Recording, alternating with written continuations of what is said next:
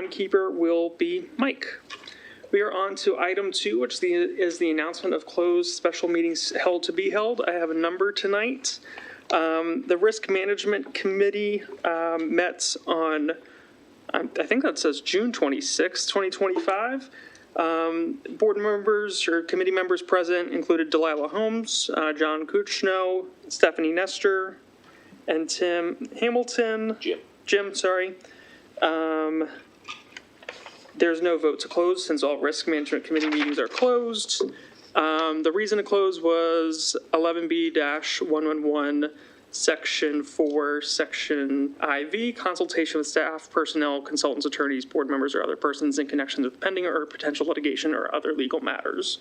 The purpose was to review the general liability insurance program and discuss specific incidents and claims.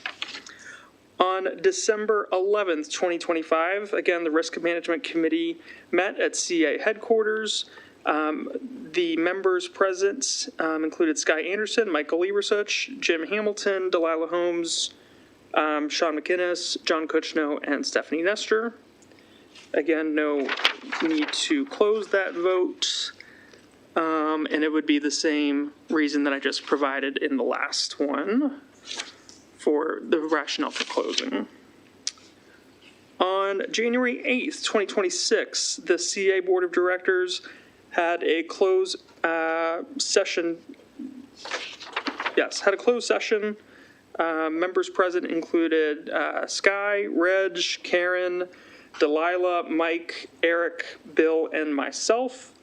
Other staff included General Counsel John Kuchno and Director of HR Monica McMillan Ajahi. The vote to close was 7 in favor. All members present voted in favor, 0 against, 0 abstain. The reason to close, let me see if I have that. I believe it was for the discussion. I can pull it up real quick. It was 11B-111, Section 4, Section I, discussion of matters pertaining to employees and personnel, and Section 4, consultation with staff, personnel, consultants, attorneys, board members. I'm sorry, not Section 4. I know it's definitely Section 1. We will look into that because I'm missing the back of this sheet. So we have another one for the CA Ethics Panel, met on January 19th. Members present included Lydia Lawless, Chad Spencer, Danielle Ranian. The votes closed was 3 in favor, 0 against, 0 abstain. The reason to close was under Section 11B-1114I, Section III, protection of the privacy, consultation with legal counsels on legal matters. Okay, and then February 5th, this is a closed session meeting of the Board of Directors. Members present included Sky, Karen, Delilah, Mike, Eric, Bill, Ashley, and myself. Staff present included Attorney Assistant General Counsel Caroline Payton, Director of HR and DEIB Monica McMillan Ajahi, and Nonprofit HR Liaisons Lisa McKelwin and Nina Dixon. The vote to close was 8 in favor, unanimous, 0 against, 0 abstain. The reason to close was under 11B-111, Section I, discussion of matters pertaining to employees and personnel, III, consultation with legal counsel on legal matters, and IV, consultation with staff, personnel, consultants, attorneys, board members, or other persons in connection with pending or potential litigation or other legal matters. And this purpose was the discussion of renewing the President-CEO contracts. And last but not least, we had a meeting of the ARC. Those voting members including Deb Bach, Caroline Payton, Eva Lanebright, Lexi Milani, and Carl McKinney. Others present included Karina Casio, Heather Cook, Eileen McNerma, Susan Slow, and Debbie Nix. The vote was all members in favor, 5-4, 0 against, 0 abstain. This was under 11B-1114 IV, consultation with staff, personnel, consultants, attorneys, or other persons in connection with pending or potential litigation. Woo, we made it, y'all. Thank you for bearing with me. Those were our closed special meetings held to be held. We will now move on to the next agenda item, which is the approval of the agenda. Is there a motion? Motion. By Ashley. Is there a second? I second it. Ashley, would you consider a friendly amendment to move item 8B, the easement request for Cradle Rock Way Complete Street Improvement, to be moved up to be item 5 now? We have presenters here tonight. Absolutely. Okay. Sky, do you accept that friendly amendment? Okay, so the friendly amendment has been accepted. So again, that is a motion by Ashley, seconded by Sky with the friendly amendment that item 8B is now effectively number 5 so that we can have our presenters present. Are there any other points of discussion for the agenda? Eric. Yeah, move to strike 8A. This is a pretty long meeting as it is. Okay, Eric has And we're not, and this doesn't require a vote. strike 8A. Eric has made that motion. Is there a second? I'll second. Any discussion? Mike? Sean, do you think there's much of an issue if we delay that by a couple weeks, or? No, that's fine. I mean, it's just, oh. Nope, that's fine. We can have Jeremy come back at a future meeting. All the meetings. He's at every meeting, so no problem. Any other discussion? Well, Jeremy, did you have? no, that's fine. Okay. All right, so the motion on the floor is to strike item 8A. A vote yes will remove that item from the agenda. Ashley? Sure. So yes. Yeah. Bill? No. Delilah? Yes. Eric? Yes. Mike? Yes. Karen? Yes. Reg? Yes. Sky? No. I will vote no. That is 6 in favor, 3 opposed. The motion carries. So 8A is now struck from the agenda. Any other motions on, Bill? Did we intend to discuss the splash pad proposal tonight? That discussion is happening via the budget presentation. Oh, so it'll be inclusive in the budget presentation. All right, thank you. Any other discussion for motions to amend the agenda? Hearing none, we will now vote on the main motion, which is the agenda as presented with 2 exceptions. We're going to strike item 8A as that was just passed, and 8B is now moved up to be effectively number 5. So a vote yes will pass the agenda as amended. Ashley? Yes. Bill? Yes. Delilah? Yes. Eric? Yes. Mike? Yes. Karen? Yes. Reg? Yes. Sky? Yes. And I will vote yes. That's 9 in favor, 0 opposed, 0 absent, and abstentions. That passes. We are now on to the Columbia update. All right, thanks. I asked Jeremy to come in and give an update on the great snow removal job he and his crew did over the past storm, and to give you some data and metrics on that to get a feel for like what it encompassed. So Sure. All right. Thank you, Sean, for that introduction. Yeah, so the update for Columbia in the region is snow, Arctic tundra conditions. I'm amazed, even coming into the meeting this evening, how much snow actually is still out there. So just a quick recap, everybody understands, we had a major snow event on January 25th. Anywhere from 10 inches to a foot of snow fell, and on top of that, some 3 inches of ice in the form of sleet fell. So it was basically a one-day snow event, but it was then followed by 2 weeks of extreme cold temperatures, well below freezing, single digits overnight. That sequence of events created conditions that came to be known as snowcrete, sort of in the area in terms of how challenging it was to manage it and to remove it. I read an article in the Washington Post that it was the coldest and iciest conditions the region has experienced in over 30 years. Since 1994 was the last time they could find a comparable period of snow and ice. Our team saw it coming. The region saw it coming. In fact, there were forecasts of, more than 2 feet of snow at one point, a week in advance of the storm. We had mobilized most of operations as well as the golf maintenance team as well supports snow management efforts in the community well in advance. We had our equipment ready to go. We had advanced calls coordinating with Howard County, HCPSS, in terms of making sure we were responding effectively to the event to support the community. Let's see, we had staff on hand at 3 a.m. that morning on Sunday, ready to respond and pre-treat in the community. All of open space, CIP, golf maintenance were mobilized. And we effectively have been working on this for about 2 weeks to get through it, logging several thousand hours of staff time to handle this event.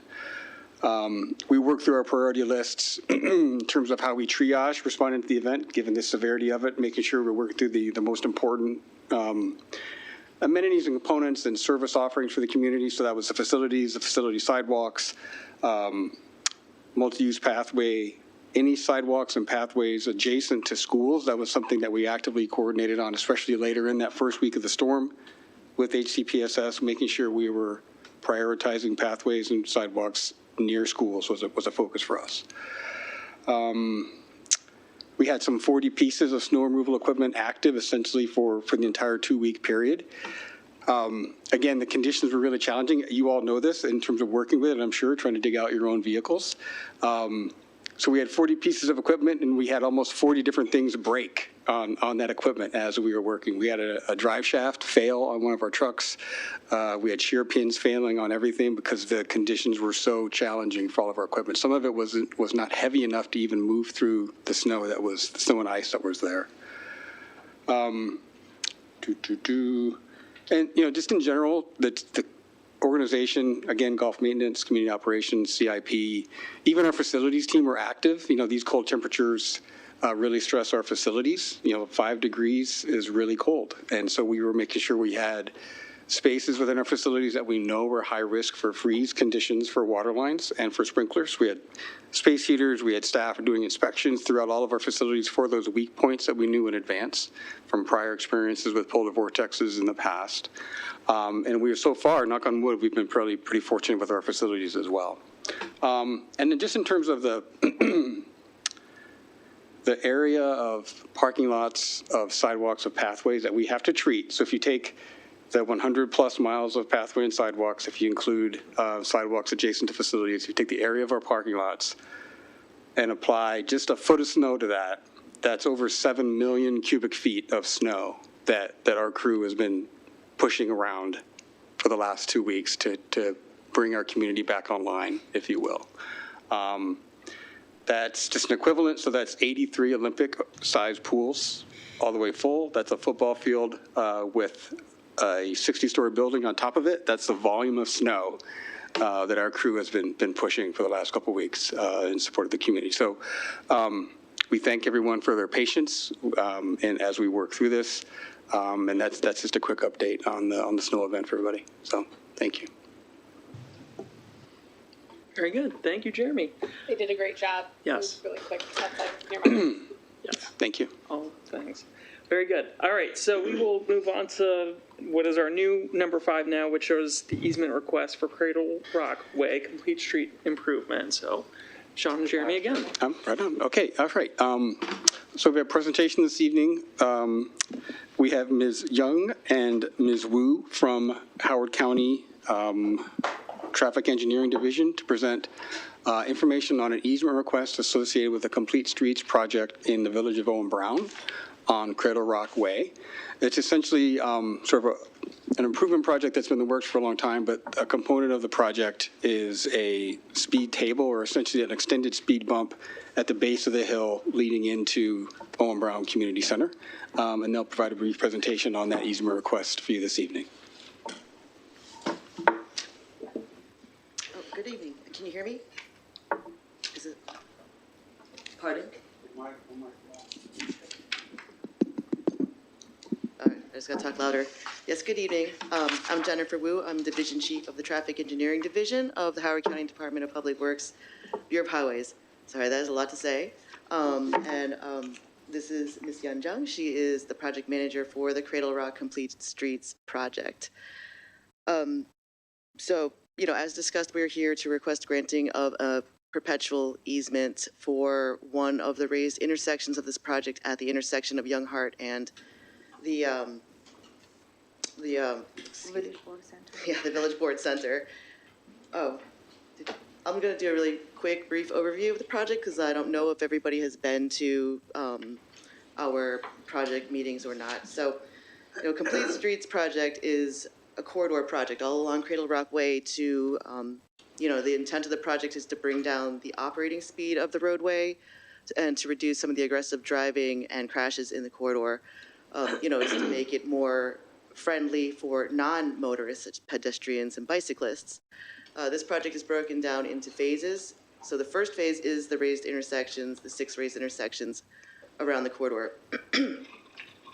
You'll see on the slide the locations of the 6 locations. There is a 7th location that is the intersection of Cradle Rock Way at Winter Rose Path. That's not a raised intersection. That is some geometric improvements with a raised pedestrian refuge island.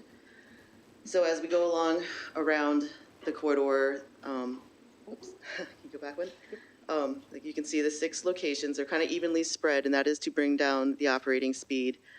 A raised intersection is basically a speed hump, but bigger.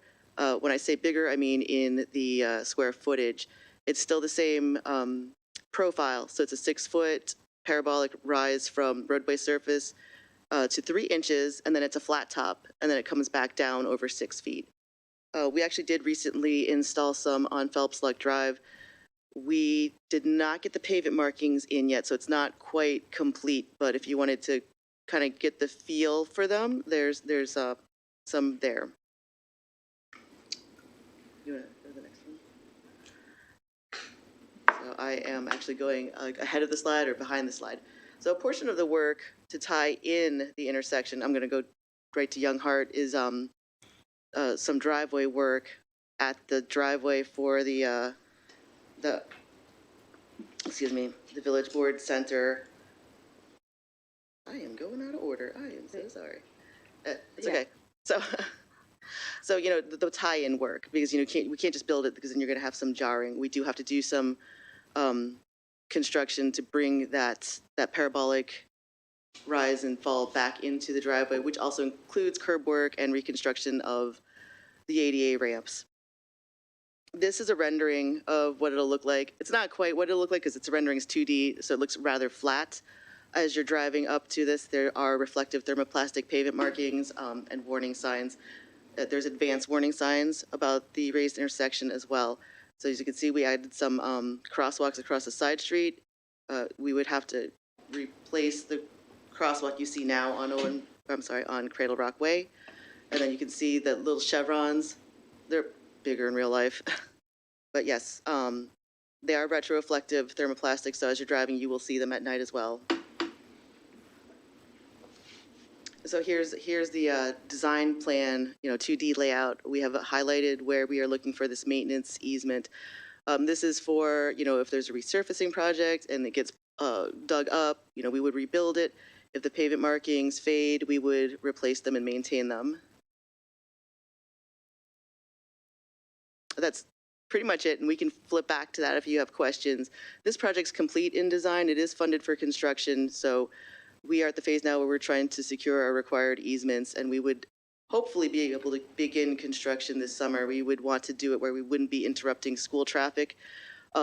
Additionally, I know this question came up at the Village Board meeting because there are summer activities at the center. We don't close down the road for this construction. There might be some flagging to get traffic in and out of the Village Center or around on the roadway. There's no closure of the road. I wanted to flip back to the design plan. If you had any questions, I just thought, we'd flip back to that so you could reference it. Yeah, thank you both. Are there any questions, board? Ashley? Yeah, just in terms of location, is this right before the traffic circle? It's on the other side. I guess it depends on which way you come from. Yeah, if you flip back to the overview. The overall picture, right here. It's like a quarter mile. Right. Okay, so it's really near it. Got it. Okay. Yeah. Great. That was it. Thank you. Right. Sky? Terrible being short. this is what a lot of people refer to as speed bumps? Okay. similar, yes. I really like how this is going to look because there are a lot of speed bumps where the paint has kind of worn off. And with the sun coming down through the trees with leaves, you cannot see them before your car goes bump, bump, bump. So I like this very much. Yes, and like I said, there are advanced warning signs as well as the signs at the raised intersection that are also reflective. They're that bright reflective yellow color. Mike? Yeah, thanks for the presentation, and really looking forward to this getting completed. Just so the board's aware, this is a project that the Owen Brown Community Association and the broader Owen Brown community has been advocating for years. It kind of hit overdrive maybe 2.5 years ago when a gentleman was killed on Cradle Rock.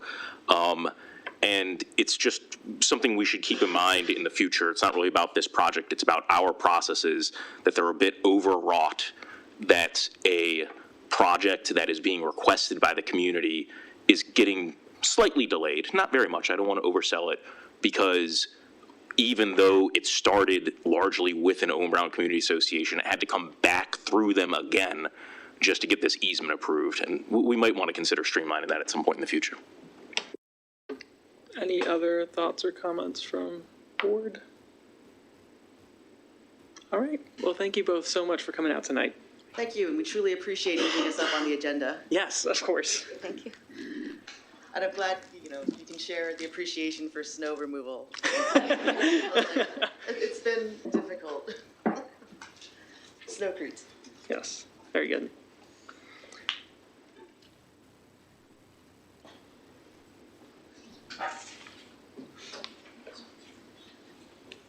All right, I'm giving staff just a second to transition, but we will now move to resident speak out. As shared previously, this time is for residents to offer constructive, respectful input on the issues before the board. I ask that everyone follow our Code of Business Conduct and Civility Policy. Personal attacks, disrespectful behavior, defamatory remarks, or discriminatory language will not be tolerated. Speakers who violate these expectations may be asked to stop, forfeit their time, and could face restrictions at future meetings. Thank you for helping us maintain a space for productive and respectful conversation. And lastly, we ask that all speakers, so please submit your comments through the resident speak out form online. Our first speaker tonight is Shauna Merkowitz as an individual. Online, do we see? I don't see it shown online. Okay. We'll move on to Karen Carter She's online. for a group. Yes, can you hear me? We can. Very good. Good evening, members of the board. My name is Karen Carter. I represent the Dorsey Hall Deer Management Task Force, which consists of a group of dedicated volunteers who have worked together since 2015 to support Howard County's efforts with deer management. I'm here to ask you for help and participation in solving our deer overpopulation problem. The good news is that in the fall of 2025, the county initiated a managed archery hunt program in Dorsey Hall and the Gray Rock Farm community, which resulted in the culling of a record 81 deer in areas that could not be accessed in the past. The bad news is that in spite of the county's conscientious efforts, Dorsey Hall in particular and Howard County in general continue to have a serious overpopulation of deer. This has caused drastic and costly damage to CA and residential property, the consumption of native and deer-resistant plants leading to devastation to our forests, a health hazard to our residents from extensive deer droppings and Lyme disease, and a lack of desirability to move to our villages. We have reports of herds of at least 17 deer traveling through Dorsey Hall daily and groups of 11 sleeping in people's backyards every evening. In addition, some families are actively feeding the deer, which has led to herds crossing Gray Rock Drive in Dorsey Hall to eat the food thrown on the lawn, causing collisions with cars, causing the food to attract other animals, and leading to a public health hazard. Our task force is asking for the following major efforts and funding to work towards repairing existing damage to our woodlands and getting the deer population under control. Number one, increasing CA's collaboration with the county's wildlife manager to implement more deer management activities, which include utilizing deer population counts, monitoring for deer disease, consulting with the Department of Natural Resources, and pursuing legislation to request a 50-yard clearance for the initiation of managed archery hunting on CA property. Number two, funding to plant in the forests on CA property more trees and deer-resistant and native plants with protective fencing to stop erosion and prevent the growth of non-native invasive plants. This will be expensive for CA until the deer population is under control. Number three, creating deer committees for each village with the CA representative reporting on issues at village and CA meetings. Number four, having all of the Columbia villages establish a covenant to prohibit the feeding of deer, along with banning structures like troughs for feeding deer on private property.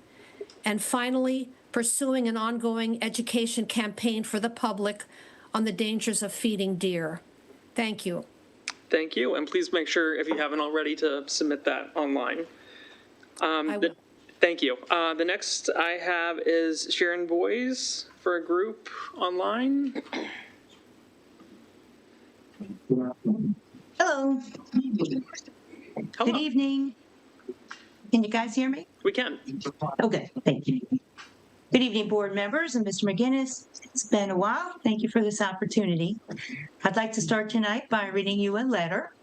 I quote, "Dear Pat, it is seldom that I have expressed opinions on a matter of issue in the affairs of the Columbia Association, but the prospective action of CA in making the Bryant Woods Pool or any other neighborhood pool an adult pool seems to me to be so in opposition to the concept and the plan for Columbia that I write to express my hope that such action is not taken.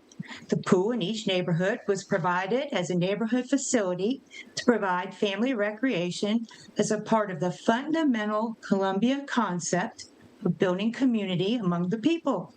Surely Columbia would not be willing to transform the use of the park or path system because there seemed to be a better market for some other use. It is a strange new line of thinking that measures the use of a neighborhood pool by a market survey. If this were a neighborhood survey and the neighborhood chose to see the pool operated in a different manner for the sake of the neighborhood, that would be more understandable. But I can find no justification for changing the operation of a neighborhood pool because it's not being used as much as other pools and there's a better market for some other use. The only valid question would be, does it serve the neighborhood? Please forgive my intervention in this matter and understand that my position is not influenced by our residency in Bryant Woods. The fact is that Patty and I have never used the pool, but we consider it important as a neighborhood centering facility and one to which the neighborhood is entitled for its original intended use." End quote. The letter was signed by James W. Rouse. It's dated January 15th, 1993. In 1993, Jim Rouse wrote to then CA President Patrick Kennedy regarding a similar proposal to change the Bryant Woods Pool into an adult pool. His words remain remarkably relevant today. The only valid question would be, does it serve the neighborhood? He argued that neighborhood pools are fundamental centering facilities and their value should not be measured by market surveys or usage rates compared to other pools. In light of this, it is difficult to understand why CA is considering spending $350,000 on a community gathering space splash pad design is listed on page 86 of the budget. At a recent village board meeting, we were told this sum is merely to explore the concept. $350,000 is an excessive amount for a preliminary study on a project the community has not requested. How has this expense been justified? It appears to be either a significant waste of funds or a lack of transparency regarding the project's true scope. Currently, a petition to save the Bryant Woods Pool has hundreds of signatories. These residents do not want this amenity removed. Furthermore, recent history, such as the environmental impact of stream restoration projects and the loss of mature trees along our bike paths, has already created significant distress within the community. These actions, along with the proposal to fill pools, contradict the founding principles of Columbia. $350,000 is a lot to spend on a concept plan. These funds would be better spent on pool maintenance or on rehabilitating riparian zones that have been damaged due to mechanical stream restoration. Our pools, forests, and streams are amenities funded by residents. They should not be required to generate profit to justify their existence. As stewards of this community, I ask that you apply James Rouse's standard to your decision-making. Does this truly serve the neighborhood? I want to close tonight on a positive note. I want to commend the recent decision to limit salt usage on our bike paths and bridges. I also appreciate the initiative that's being led by Janine to recruit residents for chloride testing in our streams. These efforts protect our environment and successfully build the sense of community that is so vital to Columbia. I urge you to remove the splash pad line item from the budget before it is approved for discussion at a later date. Thank you for your time and for considering the needs of the community and our shared environment. Thank you, Sharon. And if you can submit online as always, that'd be great. Thank you. I believe that Shauna Markowitz is with us now. I am. I apologize. I couldn't figure out how to speak up before. No worries. We can hear you loud and clear. Thank you very much. And I want to start by just saying thank you to all of you. I know this is a community service and these decisions are hard, and I appreciate you guys doing what you do and representing our community, our communities in this way. I'm here to oppose the splash pad pool closure, even thinking about it. I moved to Columbia recently, about 4 years ago, and I just have to say, like, one of the draws is the community institutions of the pool, because it brings together people from all different ages and different parts of life. In where I used to live, we lived right by a splash pad that was intended for community use, and no one used it. Only a couple people would go now and then when their kids were very little, and it just sat unused in a park. And I just think the same thing is going to happen here. And it is a lot of money to see things like this go away, because I also just think, neighborhoods go through these fluxes, right? As people age, as people move in and out. And so a temporary, like, we might have fewer people at this pool now, and then in 15 years, there's a lot of people who want to go to the pool, but we don't get the institution of the pool back. So I just think it's a really big thing to close a pool. We don't have that many in Howard County generally, and I feel like there may be opportunities, and I will raise my hand to help figure out those opportunities if there's a way to volunteer or something, to figure out if there's a way to partner with the county to, make it open to a larger population, or do anything that maintains the pool in the community as a community resource, but opens it up to a larger population. Because I do understand that that's it sounded like some of what the motivation here is to make it open to more. But I just think this country has gone through we just keep shutting down these institutions. We fill pools, we close community places that bring people together, and that can be places that people really gather with, because there's a focal point, right? Cooling off in the pool. So I just wanted to say, I think the pool's really have been the best thing about moving here. Not just, it's the schools and the pools. Like, we spend so much time at all of the pools over the summer, and it's where we've met everyone in this community, has been at swim team events and sitting by the pool, and I would just hate to see one of them close. Thank you. I really appreciate everything you guys do, and thanks for your time. Yeah, thank you, Shauna. And if you can also submit online, that'd be great as well. Next, we have Richard Love as an individual.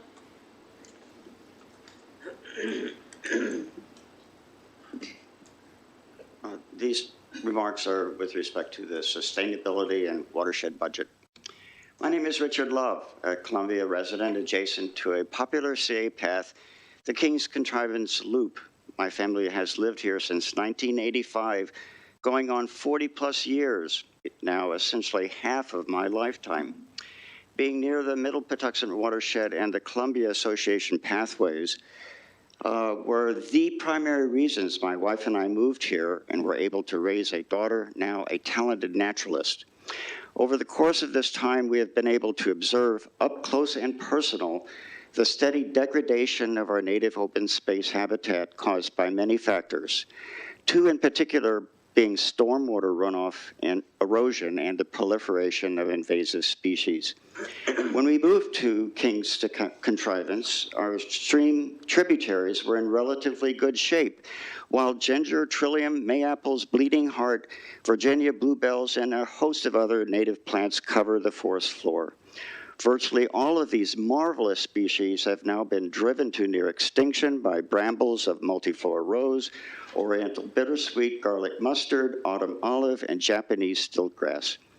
Most of the stream tributaries to the Middle Patuxent River have now been greatly eroded to something more akin to gullies and ditches. To mitigate these harms, thankfully, CA has developed many sustainable programs, including bioretention ponds, stormwater management facilities, and residential rain gardens. CA has also developed community engagement programs like Weed Warriors, Adopt a Spot, Stream Waders, which recruits, trains, and educates Columbia residents on why our open spaces are threatened and what remedial efforts can be taken as a community to keep our natural areas in balance. My appeal to you tonight is to continue funding and developing the Columbia Watershed Management Plan, CWMP, and many other environmental and sustainable CA programs such as the Watershed Stewards Academy, the Watershed Advisory Committee, and the Climate Change and Sustainability Advisory Committee, which are all supported by our extraordinary and knowledgeable Columbia Association staff. I cannot stress enough how these programs are part of the very fabric of living here in Columbia. If they were to disappear because of lack of funding, lack of support, or even worse, a lack of interest by Columbia Association, then I believe the heart and soul of Columbia could very well disappear. And that would be a very sad day for all of us. Thank you. Thank you, Richard. And if you could also submit online, that'd be appreciated. Perfect. All right. Our next speaker is Christine Amari. Hi, can you hear me? Can you say something again one more time? Can you hear me? We can now. Okay, great. Yeah, thanks so much for taking the time tonight. I'm also here to talk about the pools and the splash pad idea. I guess I just wanted to share sort of like our family's perspective, which I think is shared by a lot of people in our neighborhood, where the pools and the playgrounds and kind of these like community amenities were one of the big reasons that we were so attracted to Columbia and came here, and it really has helped us like meet other families and just something that is so special, and also makes it so that we're like happy to pay the membership fees for being in the part of the Columbia Association. You know, I never mind the cost because we feel like we get so much out of it. And the pools are like one of the #1 things I think that we really feel like have so much value. And in particular, it's so great for our kids and for us as well, to be able to like walk to a local pool. So I just feel like it would be such a loss for, you know, whatever neighborhood loses their close by pool, like the folks who are able to walk like that is a really amazing thing, to have a pool so close by that you or your kids, as they get older and are able to walk on their own, can sort of like take that time and go to that space and see their friends, hang out together with other families. So it's just like, it's part of what makes Columbia so unique and special, in my opinion. And I think it has such value to like every neighborhood that has a pool. I also wanted to say that I think compared to a splash pad, a pool has so much enduring value over like the course of somebody's life who lives here. You know, it's great for kids who are learning to swim, and learning to swim is such a great skill to be able to develop, and having those close pools helps, I think, with that. But then even as you like get older, and, you know, teenagers having places to go and things to do is such a problem, I think. And, you know, we really don't have a lot of spaces where they are welcome. And I think the pool is one that, you know, is a really good one, a really important one that I see friends who have teenagers taking advantage of. And also, like, I know that it's been a struggle sometimes to staff the pools with lifeguards, but that job role, I think, is one that is so great for teenagers. So I'm running out of time here, but yeah, that was the main thing that I wanted to share. And I do feel like there's a lot of demand for the pools, and, you know, the swim practices in the summer. I know our family always has several different pools, and I think that there is a lot of demand even for pools that may on any given day have less. So thank you so much, and appreciate your thought on this matter. Thank you, Christine. And again, if you can just submit something online as well, that'd be appreciated. Absolutely. Board, I'm just going to take a gauge. We're about halfway through RSO. I'm assuming there's no objection if we just keep carrying on. And okay. Kate Riley is next for our group. Hi, everybody. Is that working now? Can you hear me? My name is Kate Riley. I'm here on behalf of Casey Cares, the Village Environmental Group for King's Contrivance. I'm here tonight to voice my support to CA's Sustainability Group and the adjacent teams, and request that sufficient funding be provided for these groups to protect and conserve our natural areas. Most of us moved to Columbia because of the beautiful woods, streams, lakes, and open spaces we have access to, which in many cases are right outside our doors. But these areas are facing threats, including invasive plants, an aging tree canopy, an overpopulation of deer, excessive use of winter salt, rapid onslaughts of stormwater runoff, and a general lack of community understanding and engagement. As the leader of Casey Cares, I've seen time and again the dedication of CA's sustainability team, as well as other CA staff, to address all these areas, and how responsive they are to working with members of the community.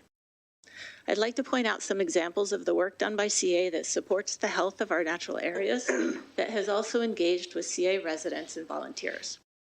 Number one, through the Weed Warrior training program, CA Sustainability has educated countless residents who now contribute to fighting back against invasive vines and other invasive plants that swallow up our open spaces and outcompete native plants. Last year, for the first time, CA teamed up with the county to expand the program into county-owned property in Columbia. We need to keep funding this program. Number two, the Adopt-A-Spot program has proliferated throughout Columbia, recently reaching 47 registered Adopt-A-Spots. These have created havens for wildlife and native plants in every village of Columbia. While volunteers provide the work, CA Sustainability has provided us thousands of native plants and trees. Each one of these locations educates the local residents on what our native woodlands could look like, and empowers us to participate in creating a healthier neighboring woodland. We also need to keep funding and expanding this program. Number three, residents have come to CA repeatedly about the overpopulation of deer that decimates our woodlands and prevents the regrowth of forests. CA Sustainability has not only been planting hundreds of new trees in open space, and protecting them from deer with cages and tubes. It's also finally gathering hard data on deer counts on CA property and seeking input from the community at large through the Deer Management Survey. The goal is effective deer management in Columbia, but this work has to be adequately funded, or there will be no woodlands to save. Number 4, with the recent snow and ice storms, winter salt usage has come to the forefront. CA Sustainability created an opportunity for residents to contribute to the monitoring of the ongoing and permanent salt poisoning of our local waterways. With the framework provided by CA and the Salt Watch program, over 40 Columbia residents stepped up to gather data by testing our streams and ponds and share it with CA Sustainability. What happens to that data and whether it can be used to educate residents, HOAs, and businesses on the necessity of reducing winter salt usage depends on how much funding you approve to protect our watershed. And number 5, as anyone knows who walks along the paths in our woodlands, our streams and rivers are receiving so much stormwater runoff after every rainfall that the stream banks are ever wider, deeper, and steeper. Mature trees are falling across the streams as their roots are undercut by erosion. Community volunteers have worked in many adopted spots in nearby streams to help stem erosion, but this problem is huge and requires work that is far beyond our individual capabilities. With the ever-increasing speed, intensity, and volume of stormwater runoff, it's crucial that CA get the funding to protect our waters by updating old bioretention ponds and installing new stormwater management infrastructure. We know that Columbia Association values our community, our residents, and our ecosystem. So please protect our reason for living in Columbia and vote to provide ample funding for the protection of our woodlands and waterways. Thank you. Thank you, Kate. And again, if you can make sure you submit And online. I have extra salt watch kits if anybody has a stream and they want to participate. Thank you. Very good. Next, we have Paul Rader as an individual.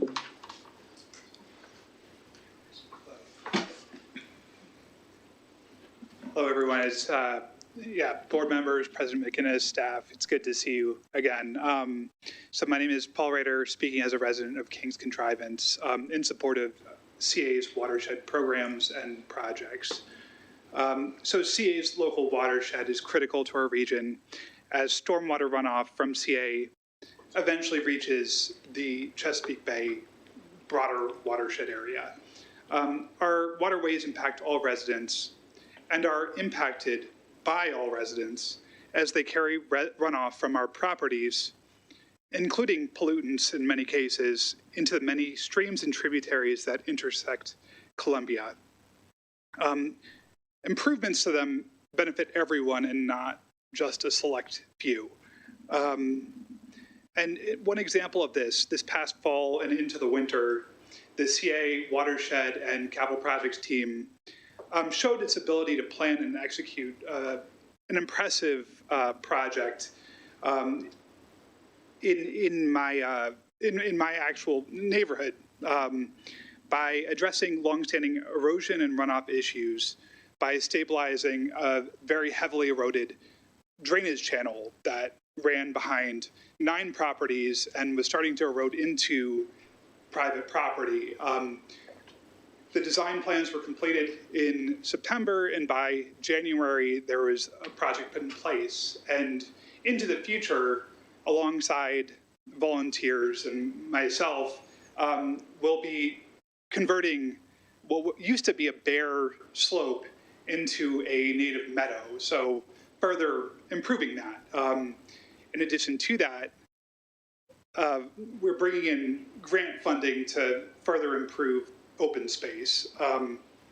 So that's just one example of the many ways in which CA's watershed team has been able to implement a project in a very quick way and has greatly benefited our residents.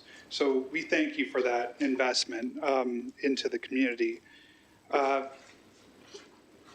So that being said, the community as it ages will continue to fight against erosion concerns, and as development increases in the area, those erosion issues will only get worse as continued runoff runs into our local streams.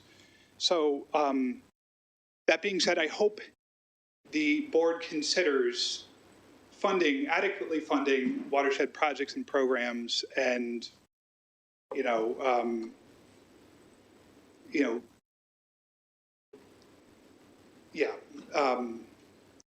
and considers helping the broader community in that way. Thanks for your time. Thank you, Paul. And please make sure that that is submitted online as well. Okay, thank you.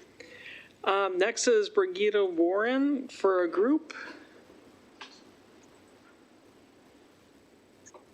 Can you hear me? We can. Okay, so I am the village manager of Oakland Mills, and I am reading a letter from the Oakland Mills Community Association. Dear members of the CA board and Mr. McInnes, the proposed CA budget for next fiscal year includes $350,000 for a community gathering space splash pad design. That is a precursor for a conversion of a neighborhood pool into a splash pad. Based on the December presentation by Dan Burns, one of the pools up for discussion is Talbot Springs in Oakland Mills.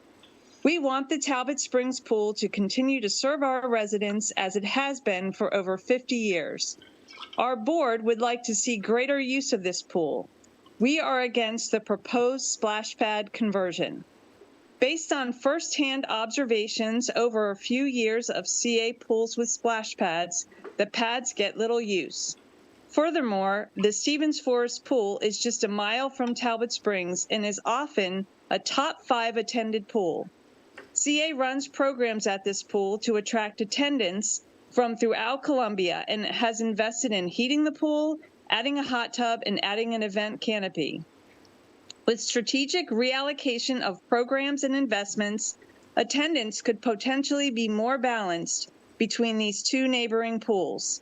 While alleviating complaints our village board has received that Stevens Forest does not offer enough open swim time and is often overcrowded.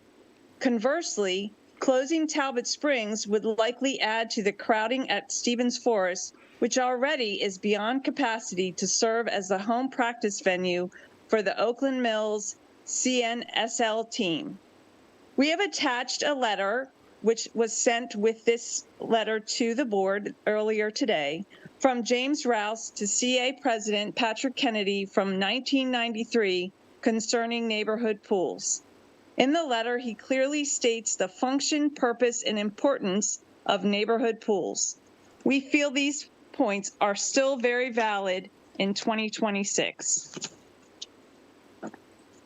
To increase use of the 3 targeted pools, we suggest charging reduced fees for use of these pools, holding swimming lessons at these pools, making them ADA compliant and marketing the pools to that segment of the population, adding amenities that have been successful at increasing use of other pools. We also suggest that CA work with the 10 village boards to explore ways that the $4.5 million it would take to demolish 3 pools and replace them with splash pads could be spent enhancing open space to increase the use of open space by our residents.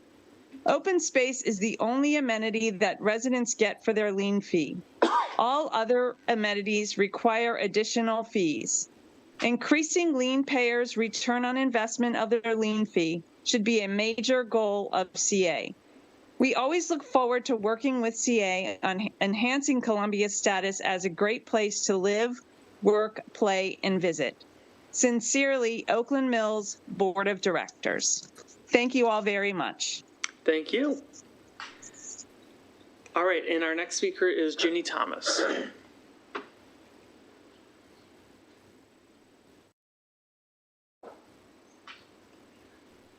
Sorry, it's really difficult to hear back there. Good evening. After listening to all this about the pools, I don't think it's an either or. You could keep the pool, and if the community was willing, eliminate the wading pool and put a splash pad there, and you'd save the money on a lifeguard. But the reason I'm here tonight is to ask you to please consider an amendment, a policy change to your budget that would say that the CA is not permitted to use any of the funding they get from the residents and from other revenue from lien payers to fund any programs such as the points program. I know you've heard me on the points program and probably don't want to hear it anymore, but you currently, as of 2024, have 700 families in the points program. 100 that you know you're funding are non-Columbians. They are Howard Countyans. They are not lien payers. So you are creating a problem where we are paying taxes to Howard County for their recreation, parks, et cetera, and we're also paying a lien or a tax to CA. Why are you making us pay for people that are not CA lien payers? That just is unbelievable that you would be doing that. So an amendment would eliminate that. You would not be able to do that. Also, you need to look at the points program. Many schools are not covered. You've got kids from Swansfield going to Clarksville. Clarksville isn't covered, so they're not covered. And some of the kids from Swansfield perhaps need this program. You also have families where they've chosen to go to non-public schools, so they're not eligible, but they're lien payers. You have families that choose to homeschool. They are lien payers, and you're not giving them anything, any breaks. So you can go down the list also of kids in homes where they're having a lot of problems or communication, language problems, behavioral problems, et cetera. These children may be in need, and they may be in the school that provides the program, but there's no way they're going to be able to compete and actually achieve the goal of the points program. And you're not just meeting the needs of this child, you are also meeting the needs of the family. So I do not understand how you can do something like this. And it's not just the points program. There are other areas where CA is giving money to community foundations or grants to others.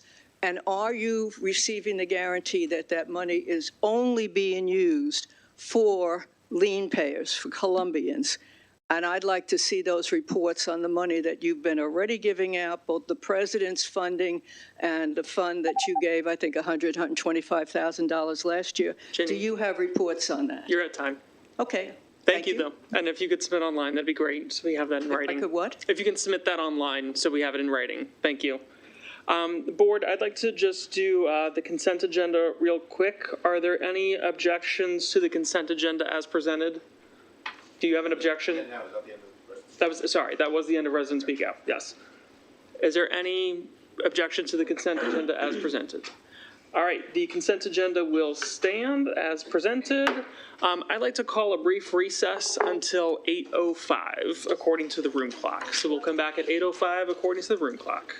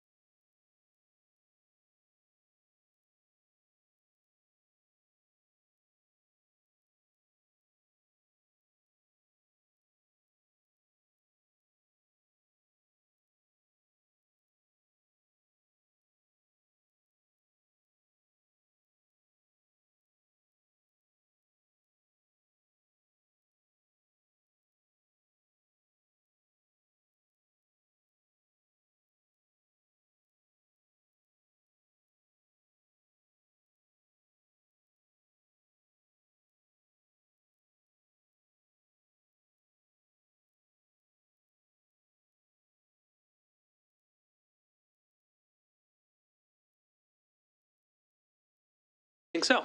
All right, very good. So we are going to continue on with our agenda. We are now at item 7A, which is old business for the FY 2027 capital budget. But before I open the floor for motions, I want to provide a procedural reminder. Earlier this fiscal year, the board adopted motions establishing the FY 27 rates, cap, and membership fees. Those decisions are currently in effect and form the basis for the budgets before everyone tonight. Under Robert's rules, a motion to reconsider may only be made by a member who voted on the prevailing side. I share this so members are clear that any proposal that would alter prior adopted decisions must be made through the proper procedural vehicles. So with that clarification, I will now open the floor for motions on the budget. Again, we're beginning with the FY 2027 capital budget as presented. Mike? I move to approve the capital budget as presented. Mike motions to approve the capital budget as presented. Is there a second? By Sky. I'm going to turn it over to Sean real quick for any commentary. CFO. CFO Sean McCollum has presented the budget, but we're at the capital and the operating, but we're doing the capital now. He's here, and we're all here to answer any questions for the board. Okay. Discussion? Karen? Yeah, I would like to make a motion that we remove the community gathering space splash pad design from the budget. Second.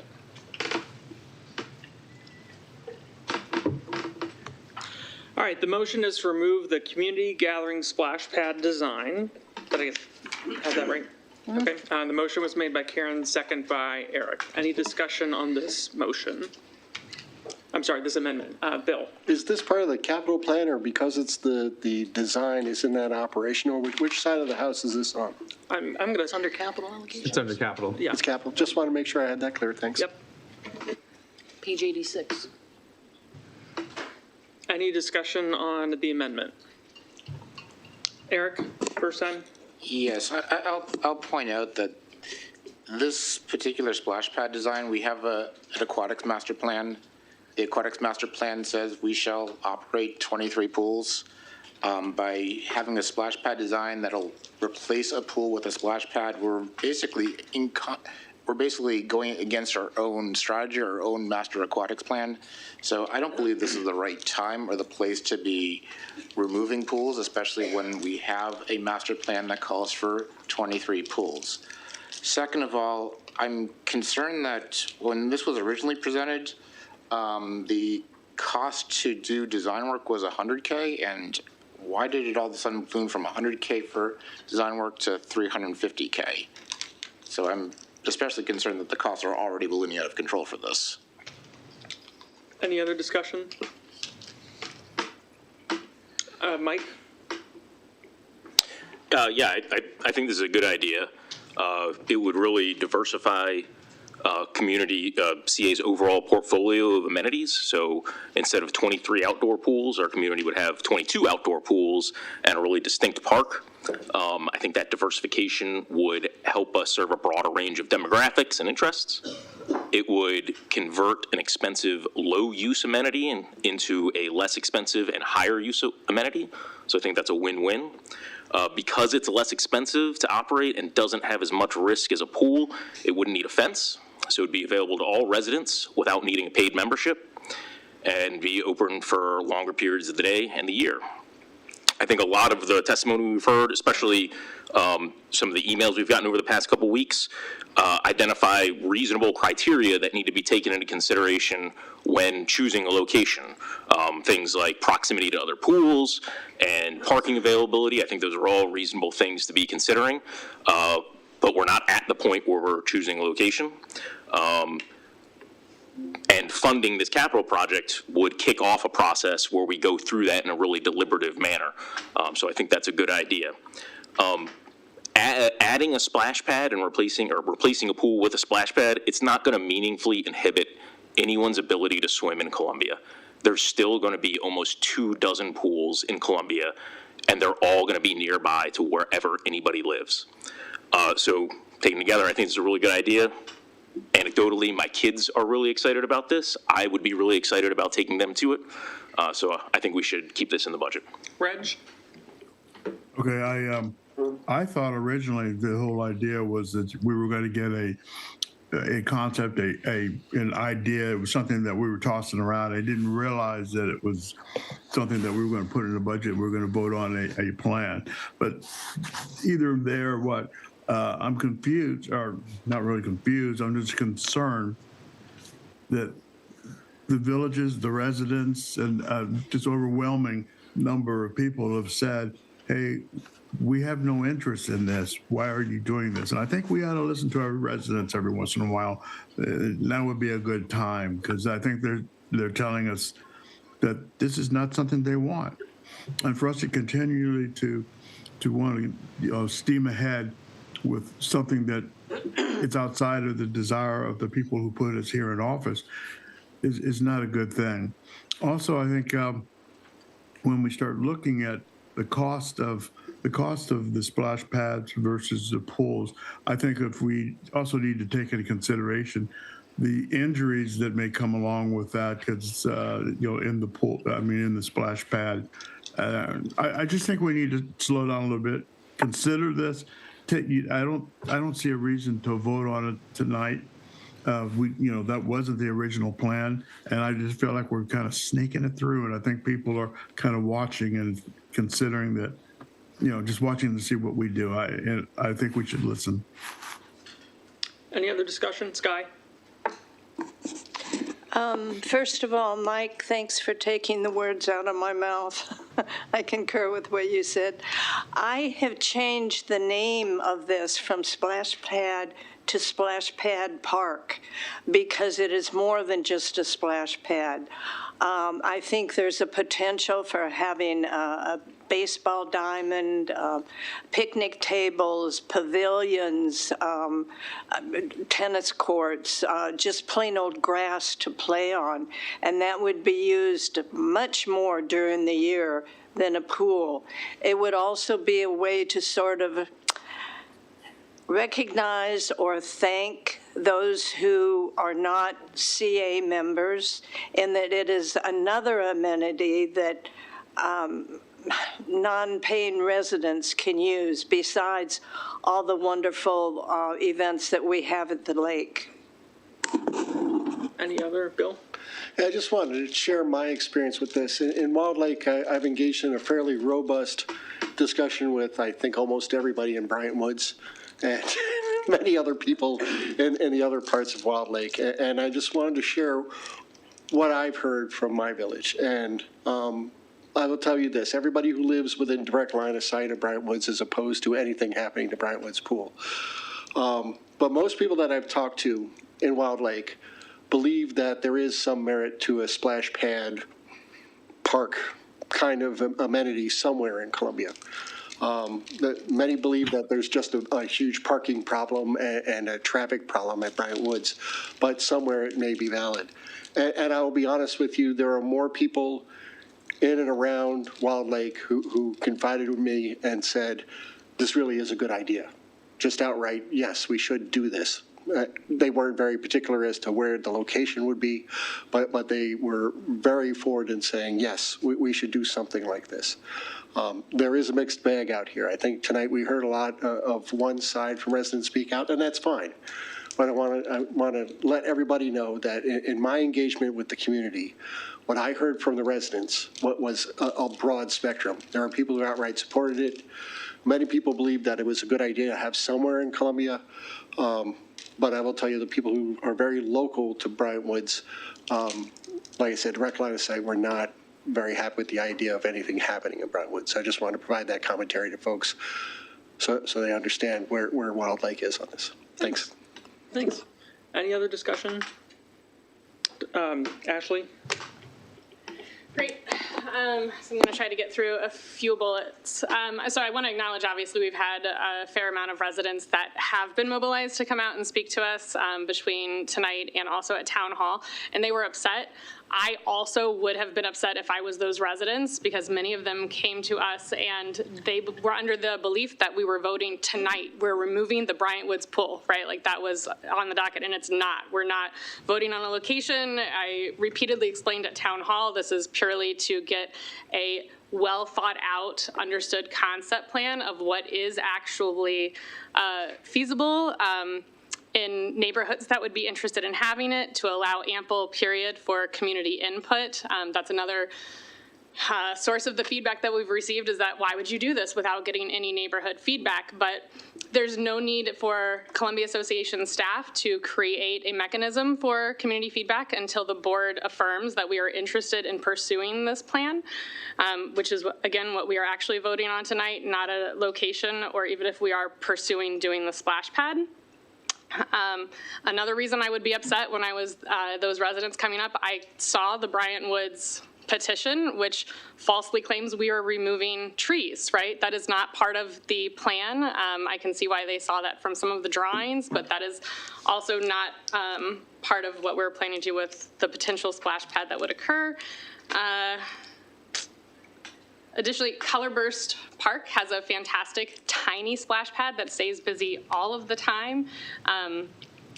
There's a variety of splash pad designs that are available. I know at Great Wolf Lodge, there's a fantastic one. Granted, it is indoors, but you're looking at different structures. When I was in France this summer, there's a park where half of the park is dedicated to a splash pad that was full of people of all ages, because it was an opportunity to cool off that did not require going to the pool. As our planet continues to heat, having opportunities to cool down before Memorial Day and after Labor Day will be important for us. And then another benefit is that there's additional amenities. Like Sky said, it would be a park. It would not just be the splash pad attracting a younger age. So I think it's a fantastic idea for us to pursue getting a well thought out, understood plan for us to figure out what Columbia Association can offer. And I don't think it's losing a pool so much as gaining a fantastic amenity. Again, that would also be ADA approved. That was it. Thanks. Karen? Yeah, so obviously my village is really opposed to the splash pad. And I think if Bill were paying attention to the petition from Bryant Woods, I think you've got several hundred, in the high hundreds, people who have signed onto that petition that they don't want to lose their pool. And I don't think anybody's anti-splash pad. What they are is anti-removing my pool. And I think if I talk to a lot of people and I said, oh, well, we're going to do your pool, the majority of people will be like, oh, I didn't know it was going to be my pool. I don't want to lose my pool. So, for example, Dorsey Search. Should we remove the Dorsey Search pool and replace that with a splash pad? That's a very crowded pool. Would those people appreciate it? I mean, everybody wants to make the splash pad sound great. But I have to be honest, the pools that we're targeting, Bryant Woods, Talbot Springs, and Jeffers Hill, all sit in less advantaged neighborhoods than the other pools. And it just feels like, to me, what we're working on here is, if you're rich, you get a pool, and if you're poor, you get a splash pad. And you can't learn to swim in a splash pad. And while everyone here wants to talk about how great splash pads are, the majority of people, if you go over to the Swansfield pool where they have a splash pad, the kids from Parks and Rec get brought over there in the summer. They spend about 10 minutes in the splash pad, and then they head to the pool. If you go to Great Wolf Lodge, they have a splash pad, but that's not all that they have. It's a giant water park with a pool. And the kids love the pool, and they love the slides and all the other things that Great Wolf Lodge offers. So I think trying to convince the people that we're going to take something away from you and give you something that's not as great as the thing that we're taking away, and trying to act like it's all, sunshine and roses, is a really unfair thing to do to the residents of Columbia. I don't even think it does a good job of describing how great the splash pads are. Like if you've got toddlers and you want to spend an hour sitting with your friends talking while your toddler's playing the splash pad, fantastic. Teenagers don't want to do that. They don't want to do that. And you're not going to get tennis courts, Sky. The areas where they want to put these splash pads are not big enough to have splash pads. The designs that Dan presented to us were very conservative. You're going to get a small little water park. It's going to be exciting for the first few months. It'll get a lot of people that are there, and then, like the person said about the splash pad near them, it's going to sit empty and no one's going to go use it. And we will have lost an amenity that we will never get back. Because once you give it up I'm telling you, the pool is never coming back. So I really think that the residents do not want this. We should, as Reg said, we should listen to the residents. If we want to add splash pads to the pools, or we want to find an area, like let's go over to Hickory Ridge. They could use an amenity. Let's add a splash pad. Let's not take away a pool, but let's add a splash pad. You know, that would be, I think the residents would love that. You know, if the Colorburst Park splash pad is that great, let's put one down by the bandstand. Let's put a splash pad down by the bandstand and let people come downtown where we have a lot of foot traffic and people will really use it. That might be a great idea. The other thing is move the fence at the Swansfield pool. Replace some of the wading pools with a splash pad. Those are all awesome things that we could do rather than take away a pool. Thank you. And I just want to say something for all board members. Please feel free to direct your comments directly to me as the chair so that we can maintain a sense of civility among the board so that we're not calling each other out and skirting a line of getting to incivility. So I just want to say that for everyone. Is there any other discussion? Let me, Delilah, you haven't spoken yet. Okay, Sky, second time. I think the waters have gotten muddied because people get their emotions mixed up with their logic. It's my understanding that we will be voting at one or possibly two junctions. Number one is whether or not we should spend a sum of money developing the idea, doing some research around the country, figuring out what amenities we could fit into the splash pad park. And the second junction would be where this would be located. I believe Dan said at the last meeting that, and I assume that the staff would be going from village to present this, trying to get a feel for which villages would like this. I'm pretty sure that the Splash Pad Park would not be located in River Hill because they only have one pool. So that doesn't make a lot of sense to me. And I'm also really sure that the staff and the board, any future board, would not put a splash pad in a neighborhood that the board, the village board did not want it there. So it sounds like it won't be going to Oakland Mills. It may be going to Clemens, Hickory Ridge, maybe going to Kings, and I forgot the third one, but there was an idea a few years ago to replace the wading pools with small splash pads. So, and what we need to think about right now is just should we pursue the idea and then at a later date, a year or whatever down the line, then we would identify which neighborhood. Thanks. Any other discussion? Eric, second time. So what's the goal here? If the goal is to provide free access to splash pads, we already have splash pads. We have splash pads in Swansfield. We have splash pads in Hopewell. All you got to do is move the fences around. And it won't cost $350,000, and it certainly won't cost $1.5 million for a brand new splash pad. So what's the actual goal here? What are we trying to accomplish? Because moving a fence should be pretty easy. And I just want to wrap up. I'm on social media, and I saw an advertisement from CA advertising our amenities, and the tagline is, "Don't pay for less." And that's what we're doing right now. We're having fewer pools. And meanwhile, the last meeting, we jacked up the prices to use the pools by another 3%.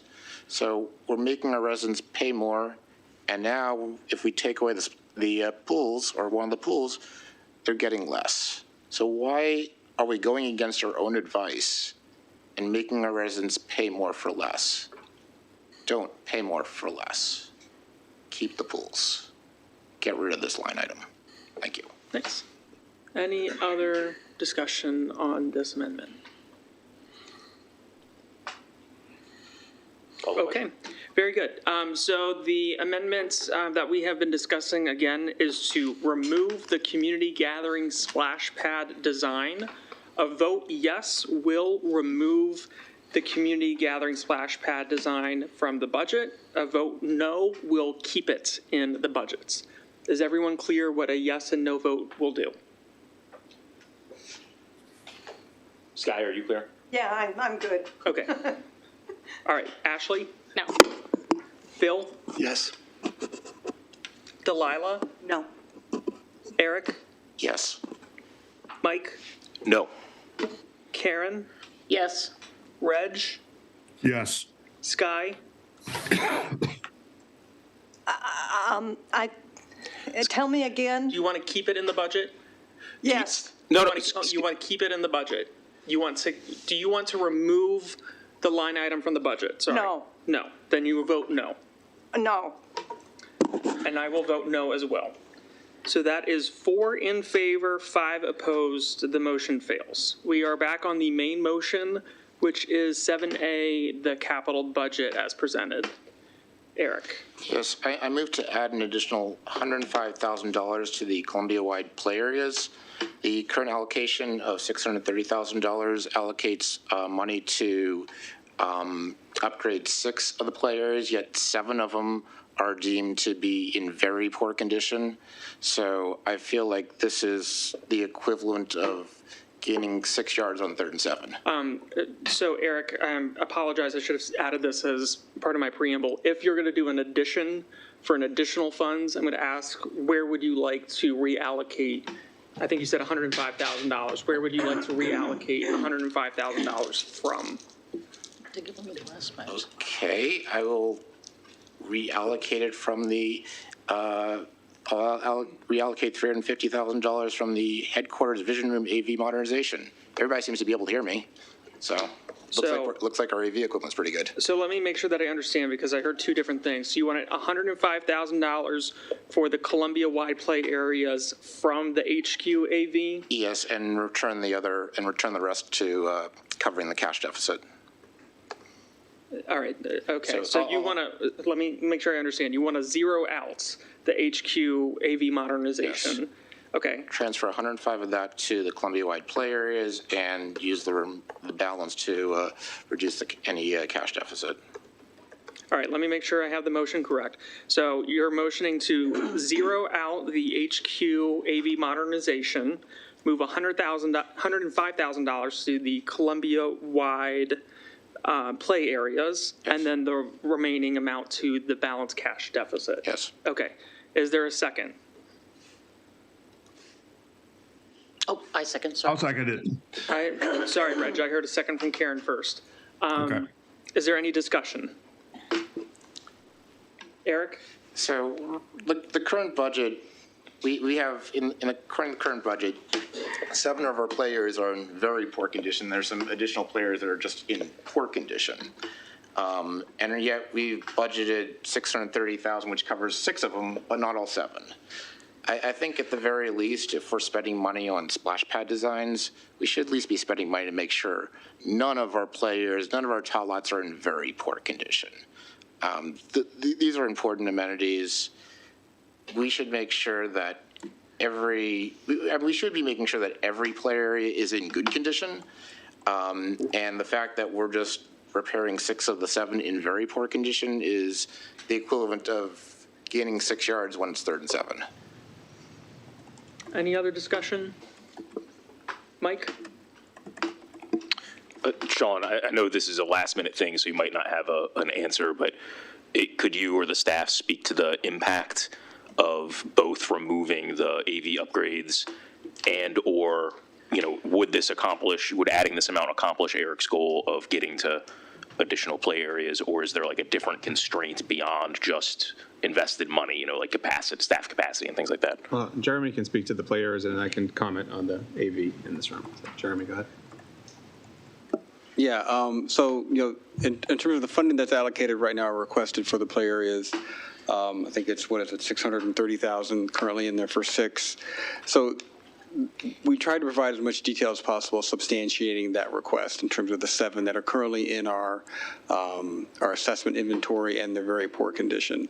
While they may be in very poor condition, if we would triage within those 7 to make sure we take care of the the top 6 of the worst, and we also have in-house carpenters and staff that can maintain and do repairs to keep them going and make them safe for another year. So it's not like it would not be maintained or well sort of cared for as an amenity for the community. We had to make some adjustments in the budget this year around some funding priorities, and so we feel that we can actually serve the community well, maintain the play areas with the funding request that stands at $630,000, even though there are currently 7 that are rated as very poor. Even if it doesn't get outright replaced, we have in-house staff that can maintain it and make it safe in the interim.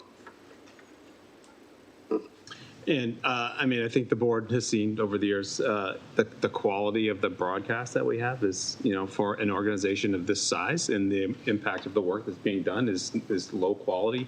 The audio is usually an issue. You see when we try to do presentations, they're clunky. So there's a number of reasons why we have to upgrade the audio visual system in here, on top of the fact that we, you know, you may not notice, but we have a number of staff here every meeting that are getting paid just to be here available to help us coordinate meetings, which are very simple things to do generally. So I think it's money that would be well spent, and there'll be a return on it as well. Any other discussion? New discussion first. Ashley? Sorry, Jeremy.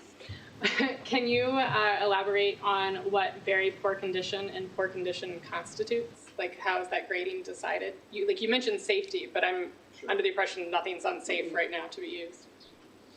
I would have to defer to our in-house area expert. Jason, would he be able to speak, or would you want to get back to you? I'm open to either. I also have a follow-up question, because the proposal is removing a part of the 350, I think, for AV. If part of that is removed, does that mean the entire project for upgrading cannot be implemented? I mean, we'd have to look at that. I can't answer that right now. Okay.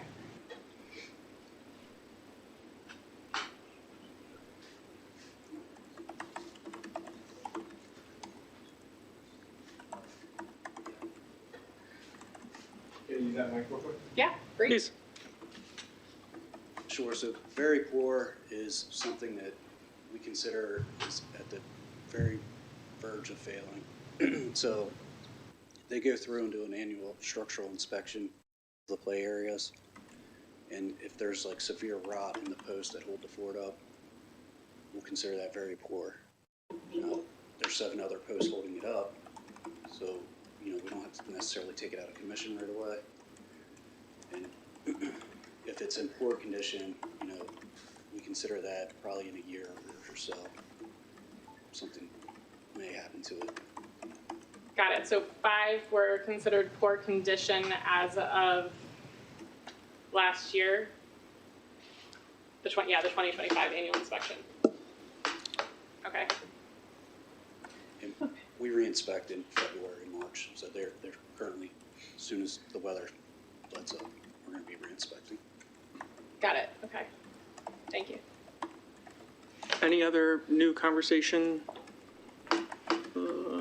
Eric, second time?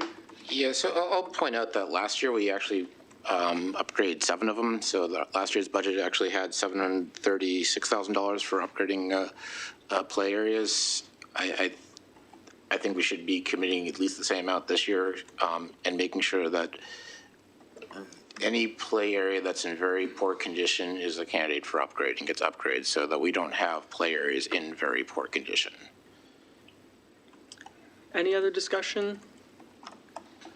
All right, the motion on the floor is to zero out the HQ AV modernization line, move $105,000 to the Columbia-wide play areas, and the remaining balance would go to the cash deficit. Eric, did I get that correct? Yes. Okay, that's the motion on the floor. So a vote yes would do that, again, to zero out HQ 105 for the Columbia-wide, the remaining for the cash balance. A vote yes would do that. A vote no would keep the budget as presented. Are we clear about what a yes and no vote do? Sorry, I thought the initial request was to take it from the 350,000 in AV. No, well, that was the total. So we're saying that that is going to be $0. Part of the request, part of Eric's motion, was to completely eliminate the AV room, use part of the money to pay to fund 7, and the other would just reduce the cash deficit by some. Yeah. Is everyone clear what a yes and no does? Again, a yes is in favor of Eric's amendment. A no would keep the budget as presented. All right, Ashley? No. Bill? No. Delilah? No. Eric? Yes. Mike? No. Karen? Yes. Reg? Yes. Sky? No. And I vote no. That is 3 in favor, 6 opposed, 0 abstention, 0 absent. The motion fails. We're back on the main motion, which is 7A, capital budget. We will need to extend the time if we want We to will take more need to motions. extend this time. Is there a motion Move to extend by 15 minutes. for 15 minutes? Is there a second? Second. Any objection? Yeah. Okay. We will do roll call vote then, unless anyone has any discussion on this. All right, again, the motion is to add 15 minutes to this agenda item. A vote yes will add the 15 minutes. Ashley? No. Bill? No. Delilah? No. Eric? Yes. Mike? No. Karen? Yes. Reg? Yes. Sky? Yes. And I vote no. That's 4 in favor, 5 opposed. The motion fails. So we have 1 minute and 20 seconds left. I move to table the item. Second.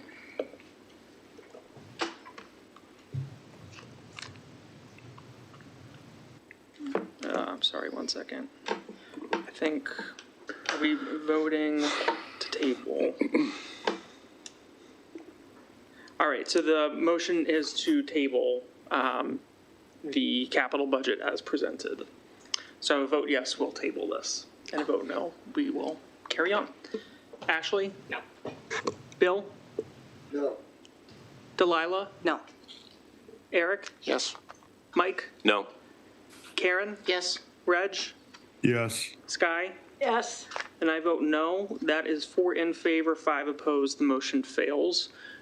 I'm going to call the question on the main motion, which is the capital budget as presented. Can I offer another amendment?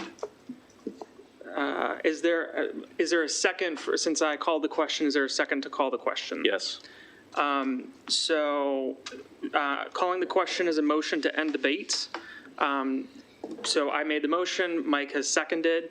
It's a vote yes will end debate, and then we will go to another vote. Is everyone clear what a yes and no does? Ashley? Yes. Bill? Yes. Delilah? Yes. Eric? No. Mike? Yes. Karen? No. Reg? Reg, you're on mute if you're... No. Sorry. Sky? No worries. I'm sorry, I wasn't listening. A vote yes will end debate. A vote no continues debate. Yes. And I vote yes. That is 6 in favor, 3 opposed. The motion passes by 2/3. So we are going to vote on the debate is now closed. So we will go back to the main motion, which was 7A, the capital budget as presented. So a vote yes will pass the budget, the capital budget, item 7A as presented in the packet. Ashley? Yes. Bill? No. Delilah? Yes. Eric? No. Mike? Yes. Karen? No. Reg? Muted. No. Sorry. Sky? Yes. And I vote yes. That is 5 in favor, 4 opposed. The motion passes. All right, we are on to item 7B, which is the FY27 operating budget. Mike, I move to approve the operating budget. is there a second? Second. Second by Bill. Sean, do you have anything that you'd like to share about the operating budget real quick? CFO Sean? Yeah, thank you, Chair. I'd like to point out to you that page 84 of the budget book, draft budget book, there was some minor revisions to the way the allocations were done. 10 villages agreed to the final formulas. So we reallocated 3.6 million. The total didn't change, but some minor changes among between villages. and that was by the concurrence of the 10 villages. Were those changes included in this packet tonight? No, but I have a handout I can share with you. Okay. Mike, would you accept a friendly amendment for what CFO Sean just mentioned? Yes. And Bill, would you also accept that friendly amendment? Yes, I do. Thank you. Okay. So again, we are on 7B, the FY 2027 operating budgets discussion. Eric? Yes, I move to reallocate $150,000 from the temporary funding and grants expense line and move it to the Community Association annual charge grant share. 150K from? From the temporary funding and grants expense line, so that would zero that out, and move it to the Community Association annual fund share grant. I'll second that. All right, 150,000 from the temporary grants and move that to the Community Association share grant. The Community Association annual charge share grant. So this would take $150,000 from our temporary funding grants expense and move it to the villages. So this would give the villages collectively an extra $150,000 as part of the annual charge share. Okay, I just wanted to make sure I had the motion right. So I have the motion by Eric, seconded by Karen. Yes? Okay. Yes. Discussion. Karen? Yeah, I just think it's really important that we make sure the villages get this money because their utility bills, like all of us, are going through the roof. I know that just in Oakland Mills alone, the increase has been in the thousands for utility bills. And it's not just households experiencing it, but it's also our villages. So I think this would help them cover expenses. Okay. Ashley? Out of curiosity, for allocating that, were you anticipating it to be equally split the way the villages had requested in their letter, or for it to be dispersed based on the allocation formula? To be dispersed in accordance with the management contract. So the formula, got it. Other discussion? Eric? Yeah, so our villages, or at least some of them, are struggling. So right now, this budget calls for giving CA staff a 4% increase, but the villages collectively are getting a 3% increase. This makes it harder for our villages to retain staff, to be able to give staff the appropriate cost of living adjustments. It makes it harder for our villages to keep up with expenses, energy expenses, which are going through the roof. And they just need more support from us. This is our annual charge dollars, and our villages need more of our help. The $150,000 from the temporary grants expense, I've had some concerns with the way we've been handling grants, especially this year. If we go back to June, we basically had a grant pot of money. It looked like only one organization seemed to be allowed to bid for it because we just saw one contract, which we got to review, but didn't actually have a formal vote on. And then I find out in a press release that this money goes to places in Laurel. I see it going to a conservatory in Woodstock. I mean, it's not clear where all this grant funding is going. And so I've got concerns about the transparency of this, and I think before we start putting more money in the grants pool, we really need to clear up our grants policy and making sure that it's transparent and it's benefiting the residents of Columbia. It's benefiting the lien holders. And I know that if we take the $150,000 and give it to the villages, it's going to benefit the lien holders. It's going directly to help our villages, and they need more funds to operate. Thank you. Okay.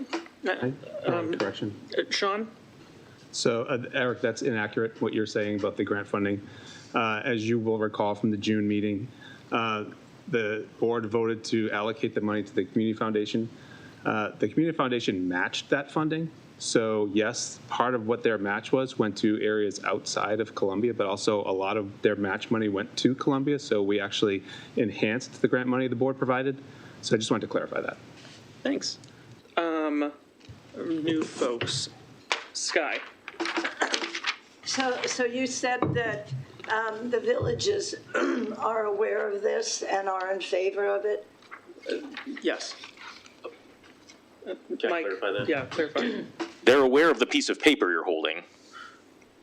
only 4 of them supported what Eric just said, and didn't even really support what Eric just said, just kind of supported it. Is there any, sorry, CFO Sean? I don't know, she might be talking about the numbers on this page, or yes, I think she's talking about this distribution. That is correct, if you're talking about this distribution. All 10 villages agree. But there's confusion here, if I can speak. The villages voted to adjust the allocation formula for their existing funding and for FY27. Eric is asking to provide more funding in addition to, that's just the way it's going to be split. So he's asking to allocate additional funding to the villages of $150,000. So if the board voted for that, it would be allocated with the same percentages that they've just agreed on. So they're two different things. And the villages have all agreed to favor additional funding? No, they've agreed on the formula split that you have. They have not all agreed on asking for additional funding. Okay, thank you. Brad? I didn't get a copy of that sheet. Sean, is there some way I could possibly get a copy of that sometime this evening or tomorrow? Yes, definitely. Yeah, definitely. Roger that. Thank you. Doesn't he have to vote on it tonight? Is there a way to email it to him? I can just take a picture and email it to him right now. Any discussion? Thank you. 1 sec. Any new Delilah, Bill? All right, I'll jump in a little bit here. I appreciate the stresses that each of the villages have, and the letter that we got from the south and west villages, I will characterize them as earlier this afternoon, I thought was well written. But I saw a lot of similar things that we're seeing here. They stated very clearly that due to rising utility costs, labor costs, and insurance costs, money is really tight. And I don't know if anybody at this table realizes it, but we pay utility costs. It costs an awful lot to heat that swim center and all of our other buildings that we have. And we have a large part-time staff, probably commensurate, if not more so, than the individual villages. We also have insurance burdens that we have to pay too. I think we're doing our best to help out the villages, and I think that the community grants help the nonprofits that help the least in our community. So I think that is a vital portion of what we do as a community organization. Helping those people is very, very important.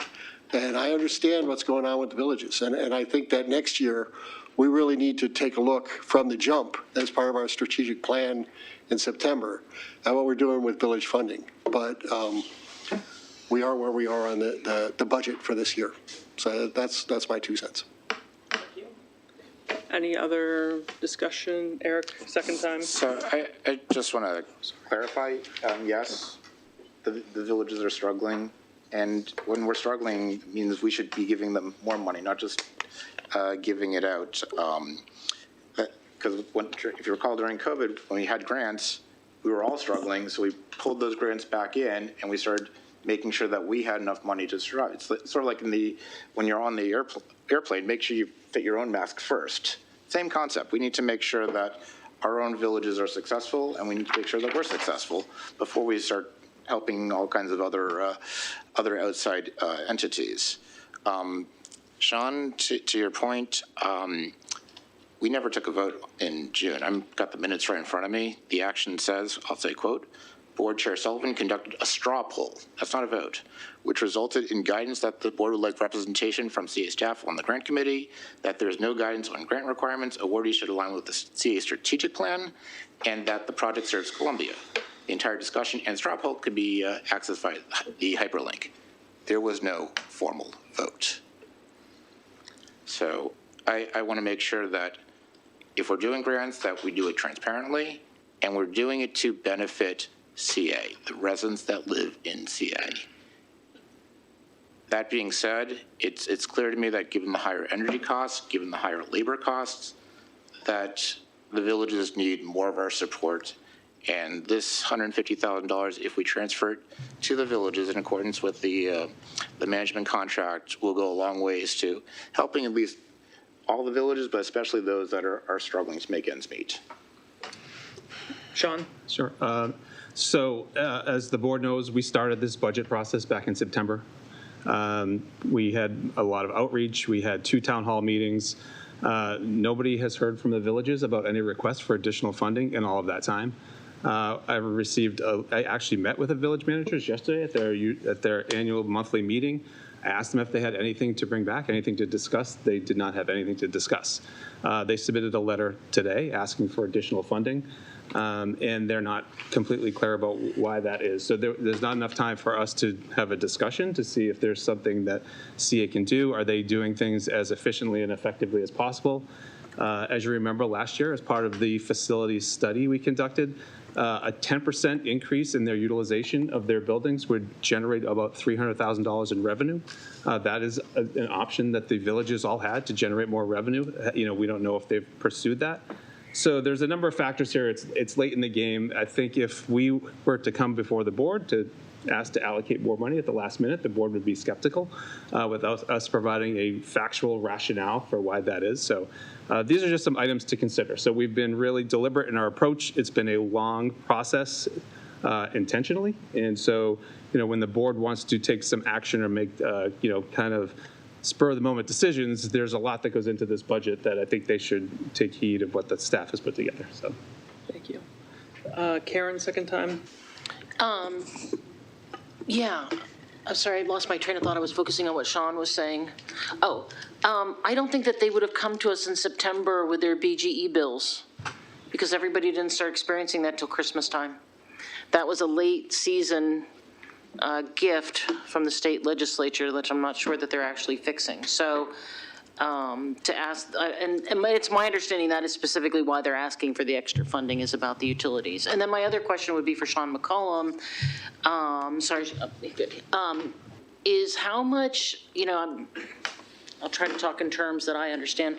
How much wiggle room do we have in the budget to help we have the grant funding. I'm in favor of what Eric's asking, but I believe even when it comes to CA, how much free cash flow do we have?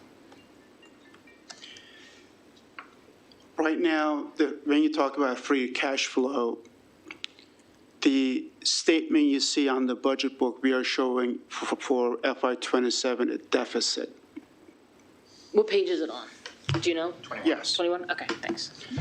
So based on the revenues, surplus generated by operating, minus what we pay for $15 million of the CIP and $5 million of the debt service, right now the numbers are showing a deficit, as this board has done in the last 4 or 5 years.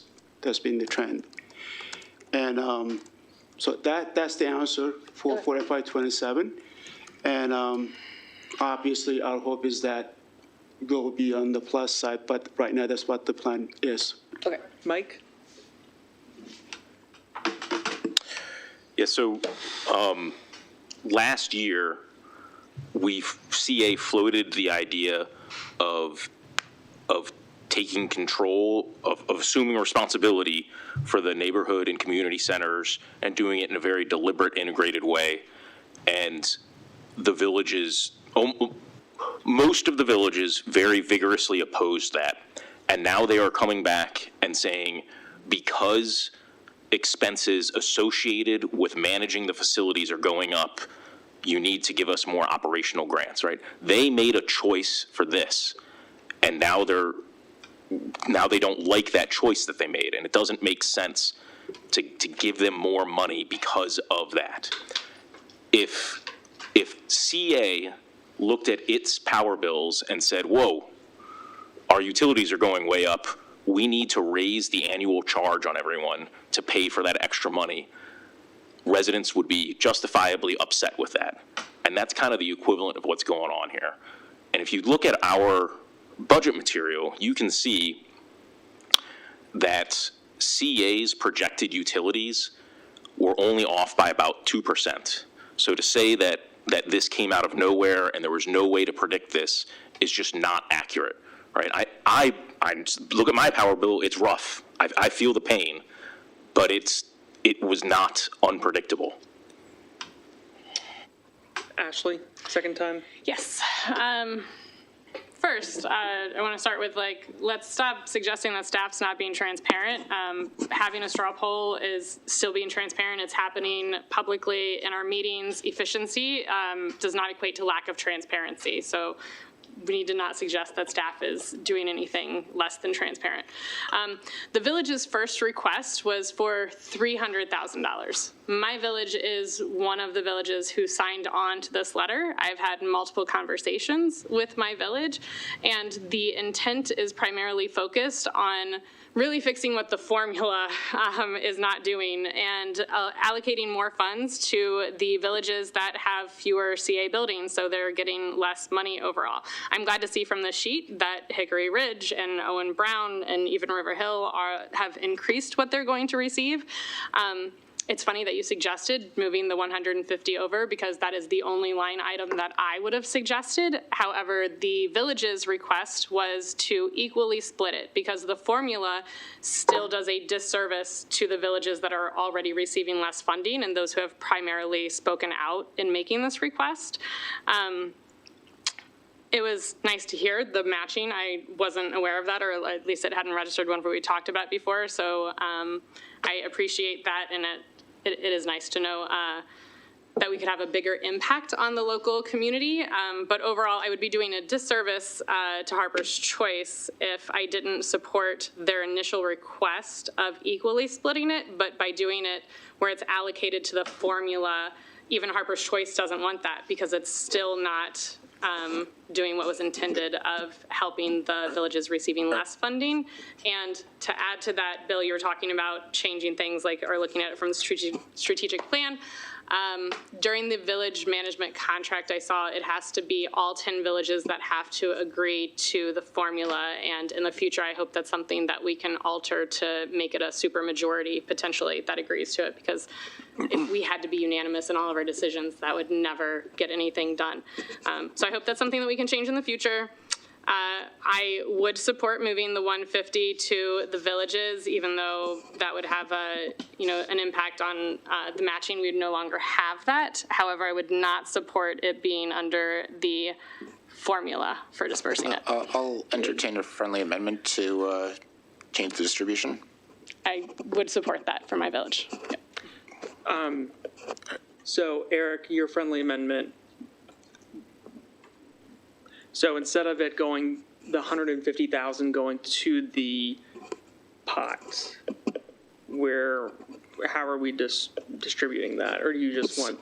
So I think Ashley is offering a friendly amendment to distribute the 150,000 equally across the villages. Correct. And I'll accept the amendment. Okay. How the villages had asked, yep. So $150,000 from the temporary grants to equally split among the 10 villages. Just 150, not the rest of it. What? Not the rest of the 3 million from here. Yeah, just an addition. Yes. I assume that's what you meant. Okay, but I have, the motion I have now is that 150,000 from the temporary grants to equally split among the 10 villages. Yes. Ashley, yes. Yep. Karen, you made the second on the original motion. Do you agree to this friendly amendment as well? If Ashley will come in and maybe shovel my driveway. So yes, okay. So just so that everyone is clear, again, the motion now is 150,000 from temporary grants to equally split among the 10 villages. Is there a lot of folks have had their second turn, just as a PSA, but if you haven't spoken or had Sky second turn? Yeah, I'm going to ask this question to you, but you might want to ask it to Eric and Sean. Is there any other line item that we could take 150,000 from? If so, which line item or which pot would you prefer that might do less harm? I've got a whole budget book here. I'm going to recommend that, Eric, that we stay on the motion as it is. I thought it was staying. Yeah. Any other discussion? So I disagree with you. Any other discussion? Mike, second turn? I think the money that we're giving, if you remember, I'm not a fan of us giving out grants to the community foundation. I think that money does more for the community than filtering an additional $150,000 through 10 separate, what are kind of rental space management companies. The Howard County, the grant to the charitable donations will do way more for the community than giving it to the villages. Again, most folks have exhausted their second turns, but if you haven't. Delilah? We voted as a board to prioritize these grant funds for our community, for the families that are struggling the most in these trying times, and I think that we should still keep that as a priority. Also, as the representative from the village with the least amount of share of the grant, they are content with the funds that they receive and did not sign that letter and are happy with what they get. Thanks. All right, so again, the motion, or the amendment, sorry, that we have is for $150,000 from temporary grants to equally split among the 10 villages. So a vote yes will remove the $150,000 from the temporary grants and reallocate it equally among the 10 villages. A vote no will keep the budget as presented. Is everyone clear what a yes and no will do? Okay, Ashley? Yes. Bill? No. Delilah? No. Eric? Yes. Mike? No. Karen? Yes. Reg? Yes. Sky? No. And I will vote no. That is 4 in favor, 5 opposed. The motion fails. We are on the main motion, which is the FY 2027 operating budget. Is there any other discussion? All right, hearing none. As a reminder, we are on the FY 2027 operating budget with the friendly amendment with the supplemental that CFO Sean handed out, and that friendly amendment was accepted. So a vote yes accepts the budget as presented with this friendly amendment. A vote no does not accept the budget as presented. Ashley? Yes. Bill? Yes. Delilah? Yes. Eric? No. Mike? Yes. Karen? No. Reg? Nope. Sky? Yes. And I will vote yes. That is 6 in favor, 3 opposed. All right. We are now on item 7C, which is the easement request for the Fall River Terrace storm drain. Mike, do you have a motion by chance? Yeah, I'd like to move that we accept both the easements for Fall River Terrace and the South Entrance Trail. Okay, so you're moving item. Objection, these are two separate votes and two separate line items Let's. in the agenda. So Mike has made a motion for both of those easements. Is there a second? Objection, they're two different agenda items. Can we stick to the agenda? We have a motion for both, and it was seconded, so we will proceed. I second it. All right, so. Motion to separate. I don't know if that's a thing. I don't think it is. I'll second it unless we get a thing. Yeah, it's a thing now. So it's a thing.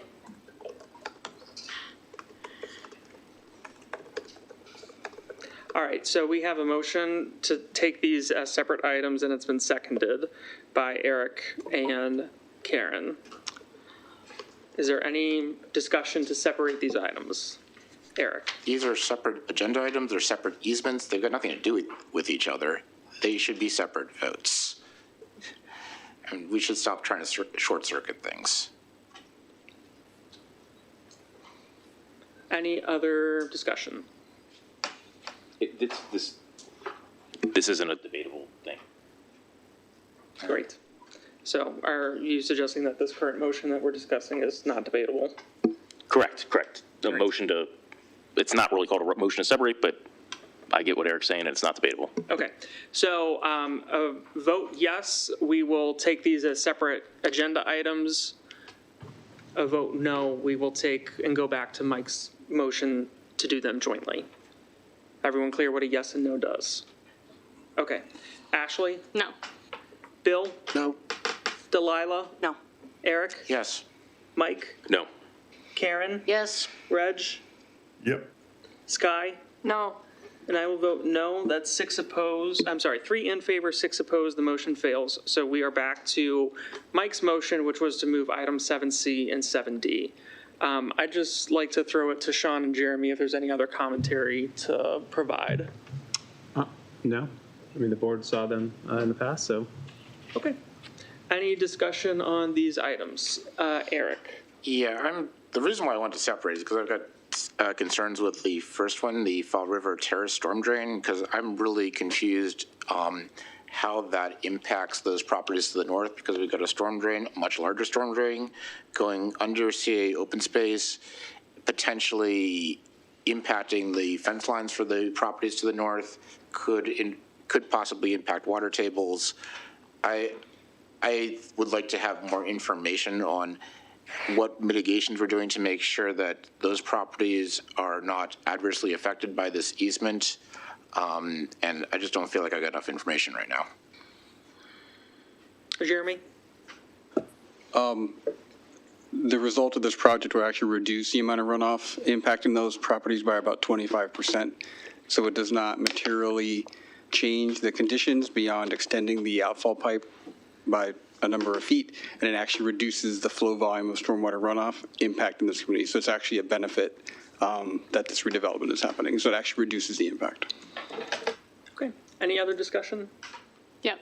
Ashley? I walk this pathway at least 3 times a week, and between our meetings here and the ones that we've had at the Harper's Choice Village Board, like I was hesitant and wanted a lot more information. I've been satisfied. I feel comfortable about the changes and upgrades that they're making. Any other discussion? Bill? Yeah, I agree. Less volume through the pipe. If we don't have the bridge, there's less maintenance for CA to do. This in the long run is going to be beneficial as far as least cost. And it seems like it's, a moot point. Any other discussion? Okay, hearing none. Again, the motion on the floor is to approve items 7C and D, which are the easements for Fall River Terrace storm drain and for the Howard County South Entrance Trail. A vote yes will approve the easements as they were presented in the packet. A vote no will not approve both of those easements. Ashley? Yes. Bill? Yes. Delilah? Yes. Eric? No. Mike? Yes. Well, Karen? Yeah, I wanted to vote for the South Entrance Trail, and I can't now because you guys combined these, so I have to vote no because I have issues with Fall River. No. Sky? Yes. And I vote yes. That's 6 in favor, 3 opposed. The motion passes. All right, we are now on to item, what was originally in the packet as item 8C, I believe. Does that sound right? Mm-hmm. All right, so we are going to be talking about board governing documents. Sean? Yes, so part of preparing for the next fiscal year is looking at the board schedule of meetings, and we put together a list of the items, agenda items required by the governing documents, and a proposed meeting schedule for the following year for the board to consider. All right. Is there any, sorry, I'm trying to pull up in the packet where this is. Toward the end. Yep. Oh, yep, there it is. Okay, thank you. Is there any discussion on this? Eric? So when I first joined the board, not too long ago, but 4+ years ago, we used to have 20 meetings. And we used to cover a fair amount of material in those 20 meetings. Granted, 20 meetings might be a lot, and I realize the time commitment, but this schedule reduces it to 11 meetings. I think this year we had about 15-ish meetings, 14, 15. But this schedule takes it down from the current 14, 15 meetings down to 11. Of those 11, one of them is the organizational meeting, so there's not much business besides organizing during the organizational meeting. And 2 other meetings are town halls, where there are no votes being taking place, and the resident speak out is a modified resident speak out. So that basically gives us 8 meetings to conduct business. And I don't believe that's enough time for this board to conduct all the business it needs to do. It's not just passing a budget, it's also looking at our policies, reviewing our policies, passing updates to our policies. It's also certainly the easement work. It's looking at our strategy documents. There's a lot of work we need to do over the course of the year, and 9 meetings just isn't enough time to do it all. Thanks. Sky? A couple of things. I noticed there was nothing in here about training the board, and maybe there shouldn't be. Maybe it'll be added later because it's not a real open meeting. Secondly, I think this is a good idea. It forces the board and the staff to become more prepared when they come to meetings. I've found that there isn't a whole lot of making up your mind in a meeting, that is done beforehand, and that will be done even more so with fewer meetings. We will have to be brief. We will have to be prepared. It gives more latitude to the staff to carry out. They have more time to carry out what they need to carry out. I have noticed this year was perhaps a transition between a lot of meetings versus no meeting, as next year would be. I really miss a lot of meetings, but I think we are doing just as good a job this year as last year when we had more meetings. So again, it forces us to do a better job and to do it before we come to the meetings. Thanks. Any other, Karen? I think everybody does come prepared. I don't know that we need to be forced to be prepared. Did anybody here come unprepared tonight? Because I certainly was prepared for tonight's meeting and every other meeting that we've had, so I don't think reducing the schedule makes it more likely that I'll be even more prepared. One of the things that really frustrates me about the reduction in the schedule is the town halls are not helpful. And the reason they're not helpful is because nobody gets to hear from each other. We don't let people get up to the mic and stand and talk to the board while the board sits up on the dais and actually answers questions. It's very brief. We take a few questions and then they go to round tables in another room. It's really more just a social occasion rather than a town hall. An actual town hall, if you ever watch one on television when a congressman actually holds one, is they stand up in front of an audience and they take questions. And we don't do that. So if we were going to have a town hall, if we were going to have a real town hall where all those people who came to the town hall the last time, and even when Eric moved to have the agenda amended so that they could all get up and speak, they wanted to get up and speak to all of us. They wanted to do a normal resident speak out, but we denied them that opportunity. And now it just feels like now we're going to reduce the meetings even more so that we have so that the residents have even less opportunity to see the board in action, to actually talk to the board. And it feels like, maybe I'm misreading it, but it feels like to me, this is a way to silence the board, to silence the residents, and just, go out. And I would argue with Sky that we will actually be able to cover less information if we only have 9 meetings. We won't cover the things that we've covered now, and your residents won't know so much. So I just think it's disappointing that this board is trying to abdicate its duties by not taking care of its accountability and making sure that it is meeting on important topics. Any other, Ashley? Great. Eric and I joined the board together the first time when we were both replacing folks who had left the board. And since that time, I know originally I thought the majority of the board was made up of folks who had retired or had a lot more free time on their hands in general.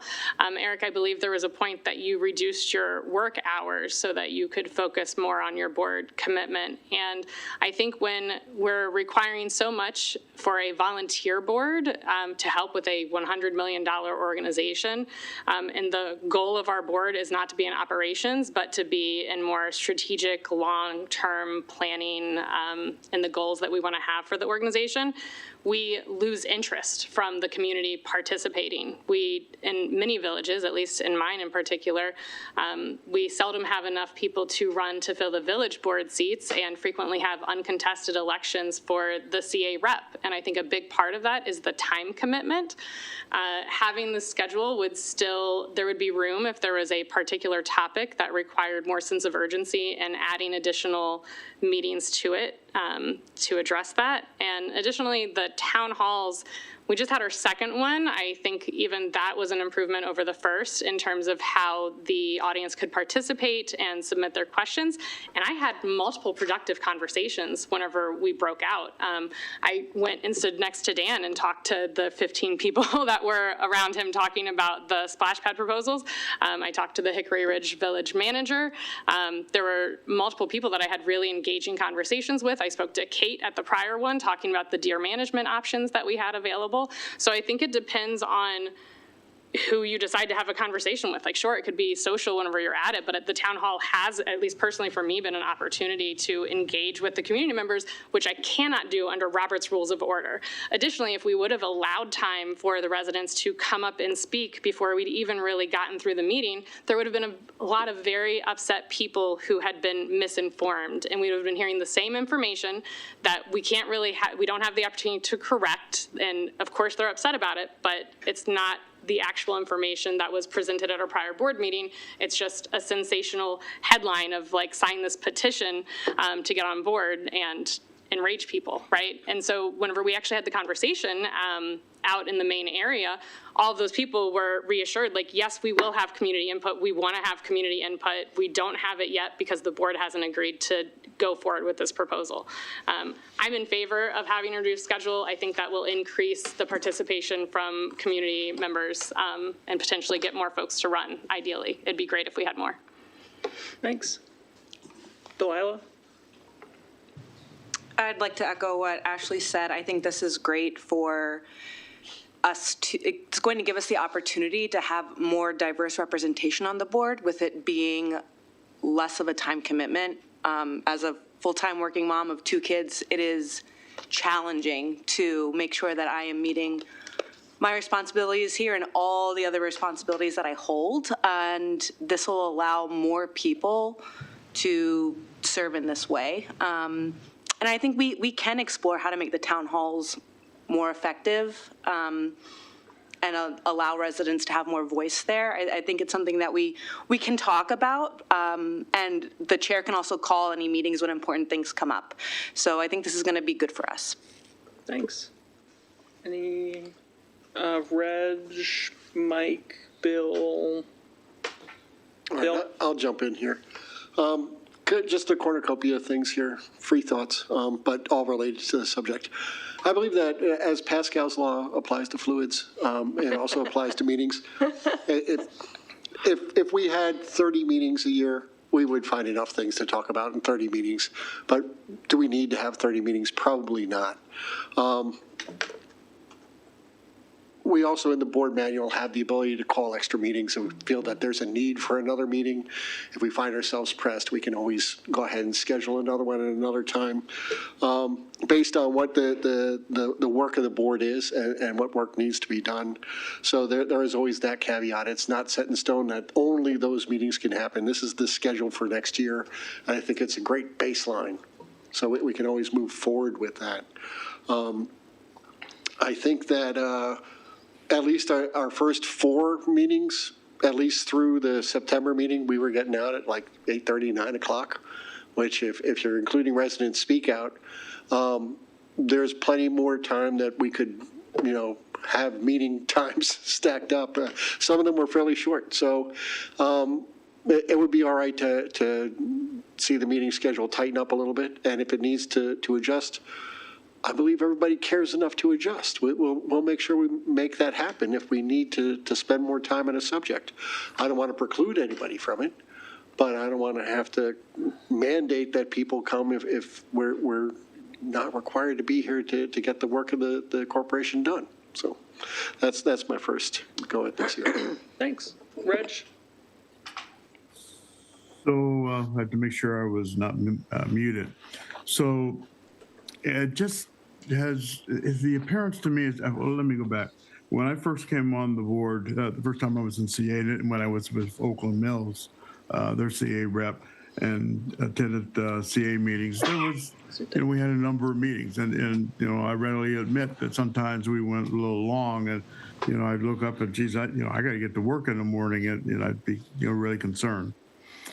And then coming into this board, or at least for Long Reach, it still has got to the point where I thought, well, okay, it's a manageable number of meetings. But now we seem to be saying, you know what, we really don't need to be board of directors. We can just, have a meeting here or two. Matter of fact, we should actually let's just have one meeting a quarter and do it that way, because we're getting slower. We're getting more and more less meetings and more time doing the business that we were voted for.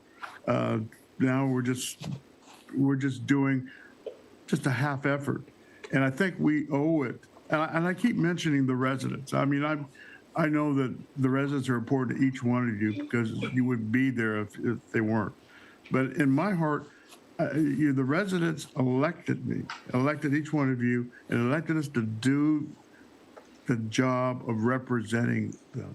And that means taking the responsibility of attending these meetings, taking care of the things that they're looking for us to take care of. Yes, the staff has things that they are going to do. It's their responsibility, but there's a responsibility as board of directors. And if we're not, if you don't want to be a board of directors, you don't want to meet, the simple solution is resign, quit, get out of the way, let someone get in. And as far as diversity, I'm all for diversity, because I look around this board, I am the only one that's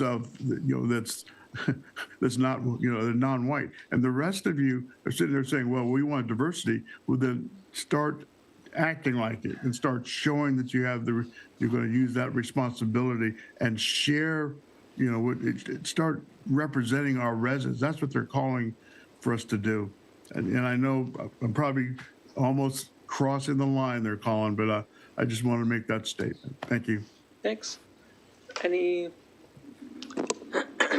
Eric, second time? I do want to address what Ashley mentioned about me earlier. And yes, you are right. I have reduced my work schedule. It is because I am committed to this organization. I'm committed to this community. I take my responsibilities as a board member very seriously. And this is one way I feel like I can give back and make a difference in the community. That being said, I don't think my work schedule has any bearing on what our schedule should be as a board. It just, what I choose to do in my work life should have zero bearing as to what the schedule is. It's a lot easier to delete a meeting than it is to add a meeting, because people get the schedule, they're just going to make plans for vacations, they're going to make plans over the course of the year and say, oh, we've got a meeting that's popped up, you got to rearrange your plans. That's a lot harder than before we have all the meetings scheduled out and, okay, fine, this meeting is no longer necessary, we can remove it a lot easier.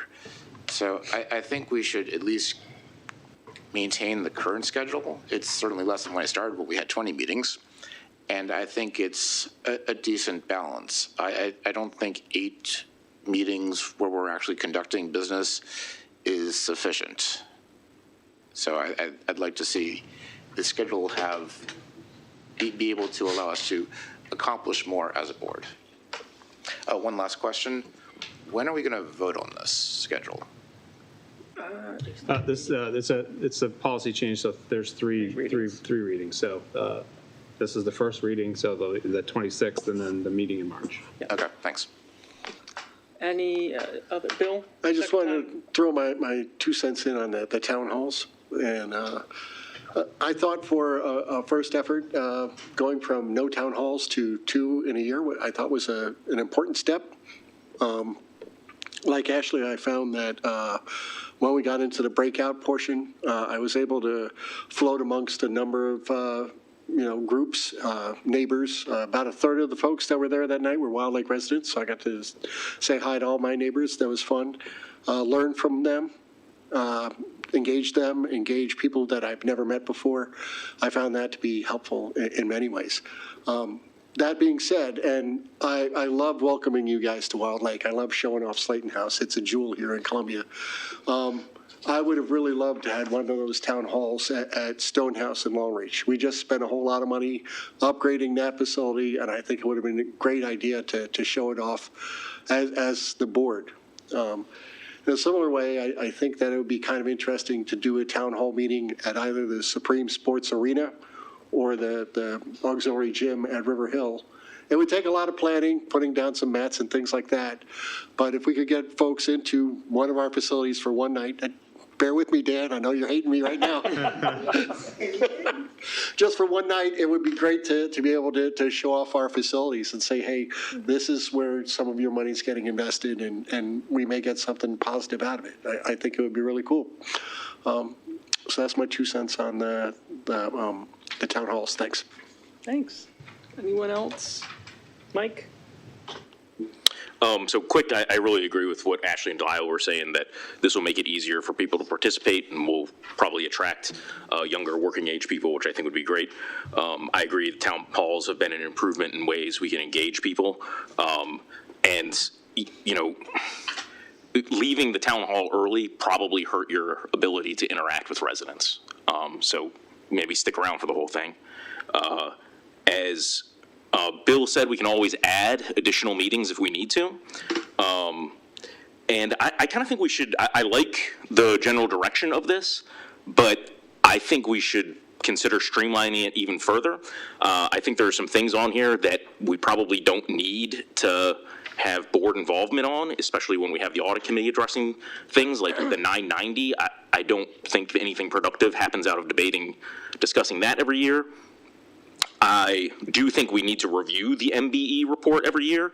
I think maybe putting that on a consent agenda instead of a discussion, maybe that's a better thing for that. And then more importantly, I think we should kind of streamline what we consider budget discussions, because we spend an inordinate amount of time on the board relitigating the same tired discussions. And I respect that people are passionate about certain things, but no one benefits from having the same discussion over and over and over again. So one specific way we could and should do that is that the organizational goals, we have organizational goals and we have budget goals. It doesn't make sense to have those as two separate things. Those are synonymous. We have the same discussions around each of those. We really should combine those things to really streamline these things. It would make us as a board more effective. It would free up our time to discuss more and different things, how to implement change strategically instead of eating up so much of our time on just what's 12 months ahead of us. We could think much further ahead. And perhaps more importantly, it would make the staff more effectively. And you can quantify this, right? Look at our budget. Almost 1.5% of the budget is going towards the board of directors. It's almost $1.5 million. And a lot of that is because of the time that the staff spends preparing for these meetings. So we can help redirect some of that money back into the community by reducing the amount of time the staff has to cater to these meetings. Can I make a suggestion, actually? Well, it's up to you, but I know we got a couple more discussions on this, but I would appreciate maybe at next meeting hearing people's feedback on my ideas about streamlining this even further. So a couple of things. Hold on one second, Eric. As a reminder for all board members, please direct your comments to the chair and not inherently to other board members. Number two, I would suggest that we continue just having conversation tonight, and then at the next meeting, we could take straw polls as necessary, and then staff could prepare for the third meeting if that's reasonable. So let's keep tonight for just conversation. Did you have a point of order, Eric? Yeah, point of information. So the $1 million that's charged the board is not a function of the board actual expenses. It's a function of an equation in the budget. So no matter what we do, as long as that equation's in the budget that takes a certain percentage of the overhead costs and applies it to the board, we're always going to have that same $1 million hit because it's an equation. So I just want to make that clear that it's not the board spending $1 million. It's just the function of an equation in the budget. Sean, do you want to respond? Yeah, I think that is not the right way of looking at it, Eric. As Mike said, it takes a lot in terms of shared services. And one of the functions that gets a lot of support is board of directors. And that's my time, the finance, accounting, legal. Without those shared services, board couldn't be effective. So just simply looking at the direct expenses, which was almost nominal, without those shared services, you will be absolutely defunct and inefficient. Thank you. Eric, near not recognized. Karen, second time? Yeah, so I just wanted to talk about the town hall a little bit and the fact that we're proposing to have 2 town halls again next year.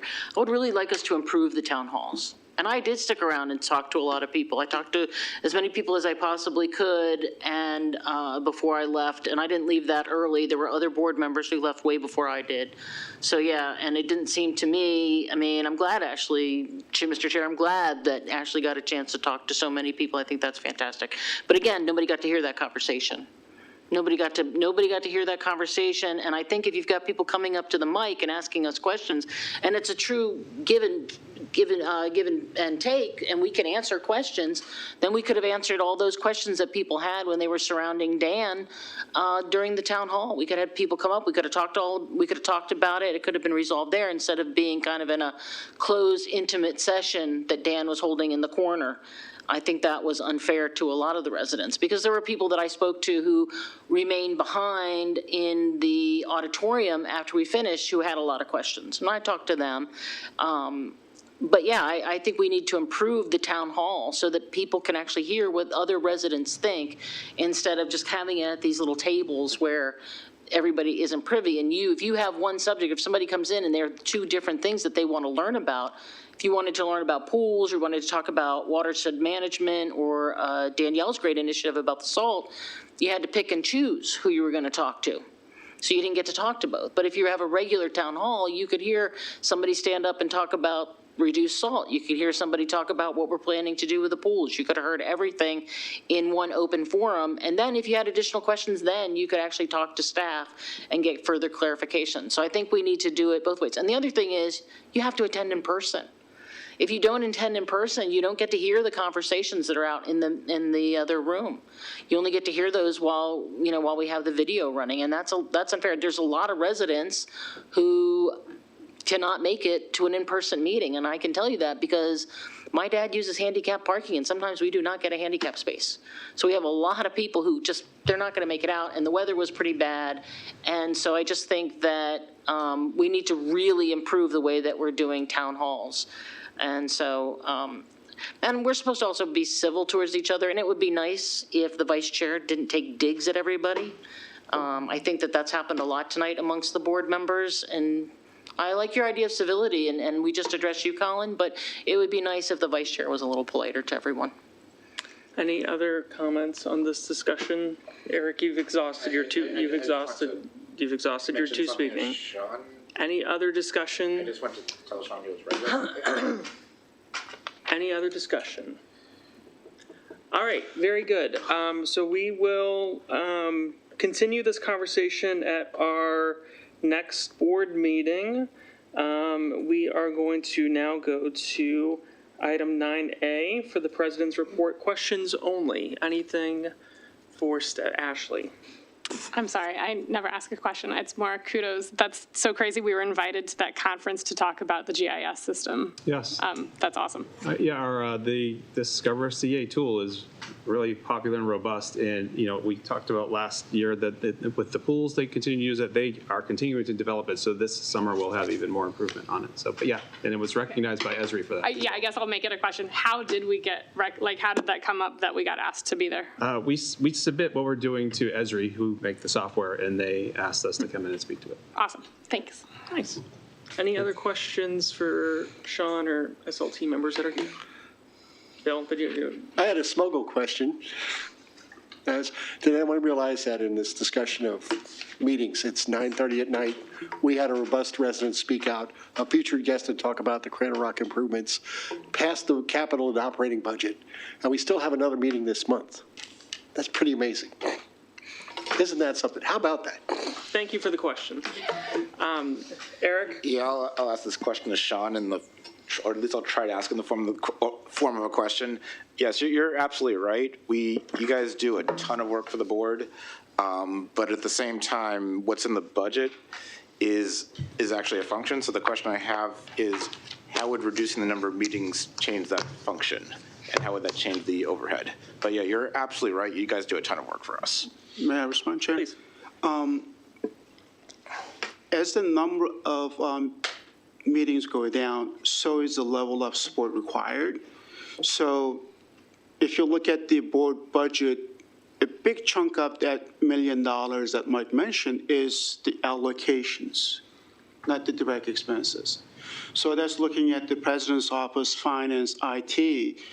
Based on some LOE's level of effort analysis that was done, that's the basis for allocation to the board, just like any other function. So if the number of effort, by reducing the number of meetings go down, we'll have to go back and re-examine those allocations, reduce the percentage. If you substantially reduce it by 50%, it will make no sense for me to allocate $1 million a year. So that will be absolutely big fallacy. We have to go back and take a look at and reduce that dollar if this happens. Any other questions for SLT? Eric, second time and last time? A follow-up. So if you find that we have to reduce the allocation to the board, would that increase allocations to other departments? That's correct. Okay. Any other questions for SLT that are here? Okay, I do have proposed new topics. Is there anything that anyone wants to share right now to make sure to get on the agenda topics log? Mike? Just making sure the lakefront capital projects gets back on the agenda. As we talked, a lot of people, a lot of work went into it, and I want to hear it. Yeah. I'll have it on for the 26th. Any other for the proposed topic log, Eric? Is the pesticide policy on the topic log? I don't have a copy in front of me. I'm sorry, what was that? The CA pesticide use policy. Is that on the topic log? Oh, you know what? I think it is. Okay, thanks. But we can double check. Yeah, I'll have to double check. Any other proposed new topics? All right, so I do have a couple of remarks. Yesterday I attended the first meeting for the Active Transportation Active Task Force. Thank you, Jeremy, for all the words that I have to say for that. But it was a great meeting. So thank you to Jeremy and to Jason and Casey and the consultants. I think it's going to be really exciting work. So thank you all to staff for doing that. It was already said a few times tonight, but just all the kudos for staff for snow removal. It was a mammoth undertaking, and staff really rose to the challenge timely. I think the running joke in Columbia is that CA paths are going to be clear before the county gets out, and that was certainly true for me in my neck of the woods. I don't know about other folks. So again, just all the kudos and thanks to staff for all of the hard work that they did with snow removal. So Jeremy and your teams, and Dan and your teams, I want to thank in particular for closing facilities to make sure that staff were going to be safe and to make sure that the community was going to be safe. To prevent that, and more importantly, closing on Sunday ensured that Mike couldn't take me to the gym. So I really appreciate that. So with that being said, those are my remarks. Is there a motion to adjourn? By Ashley, is there a second? By Mike, any objection? At 9:39, we are adjourned. Thank you.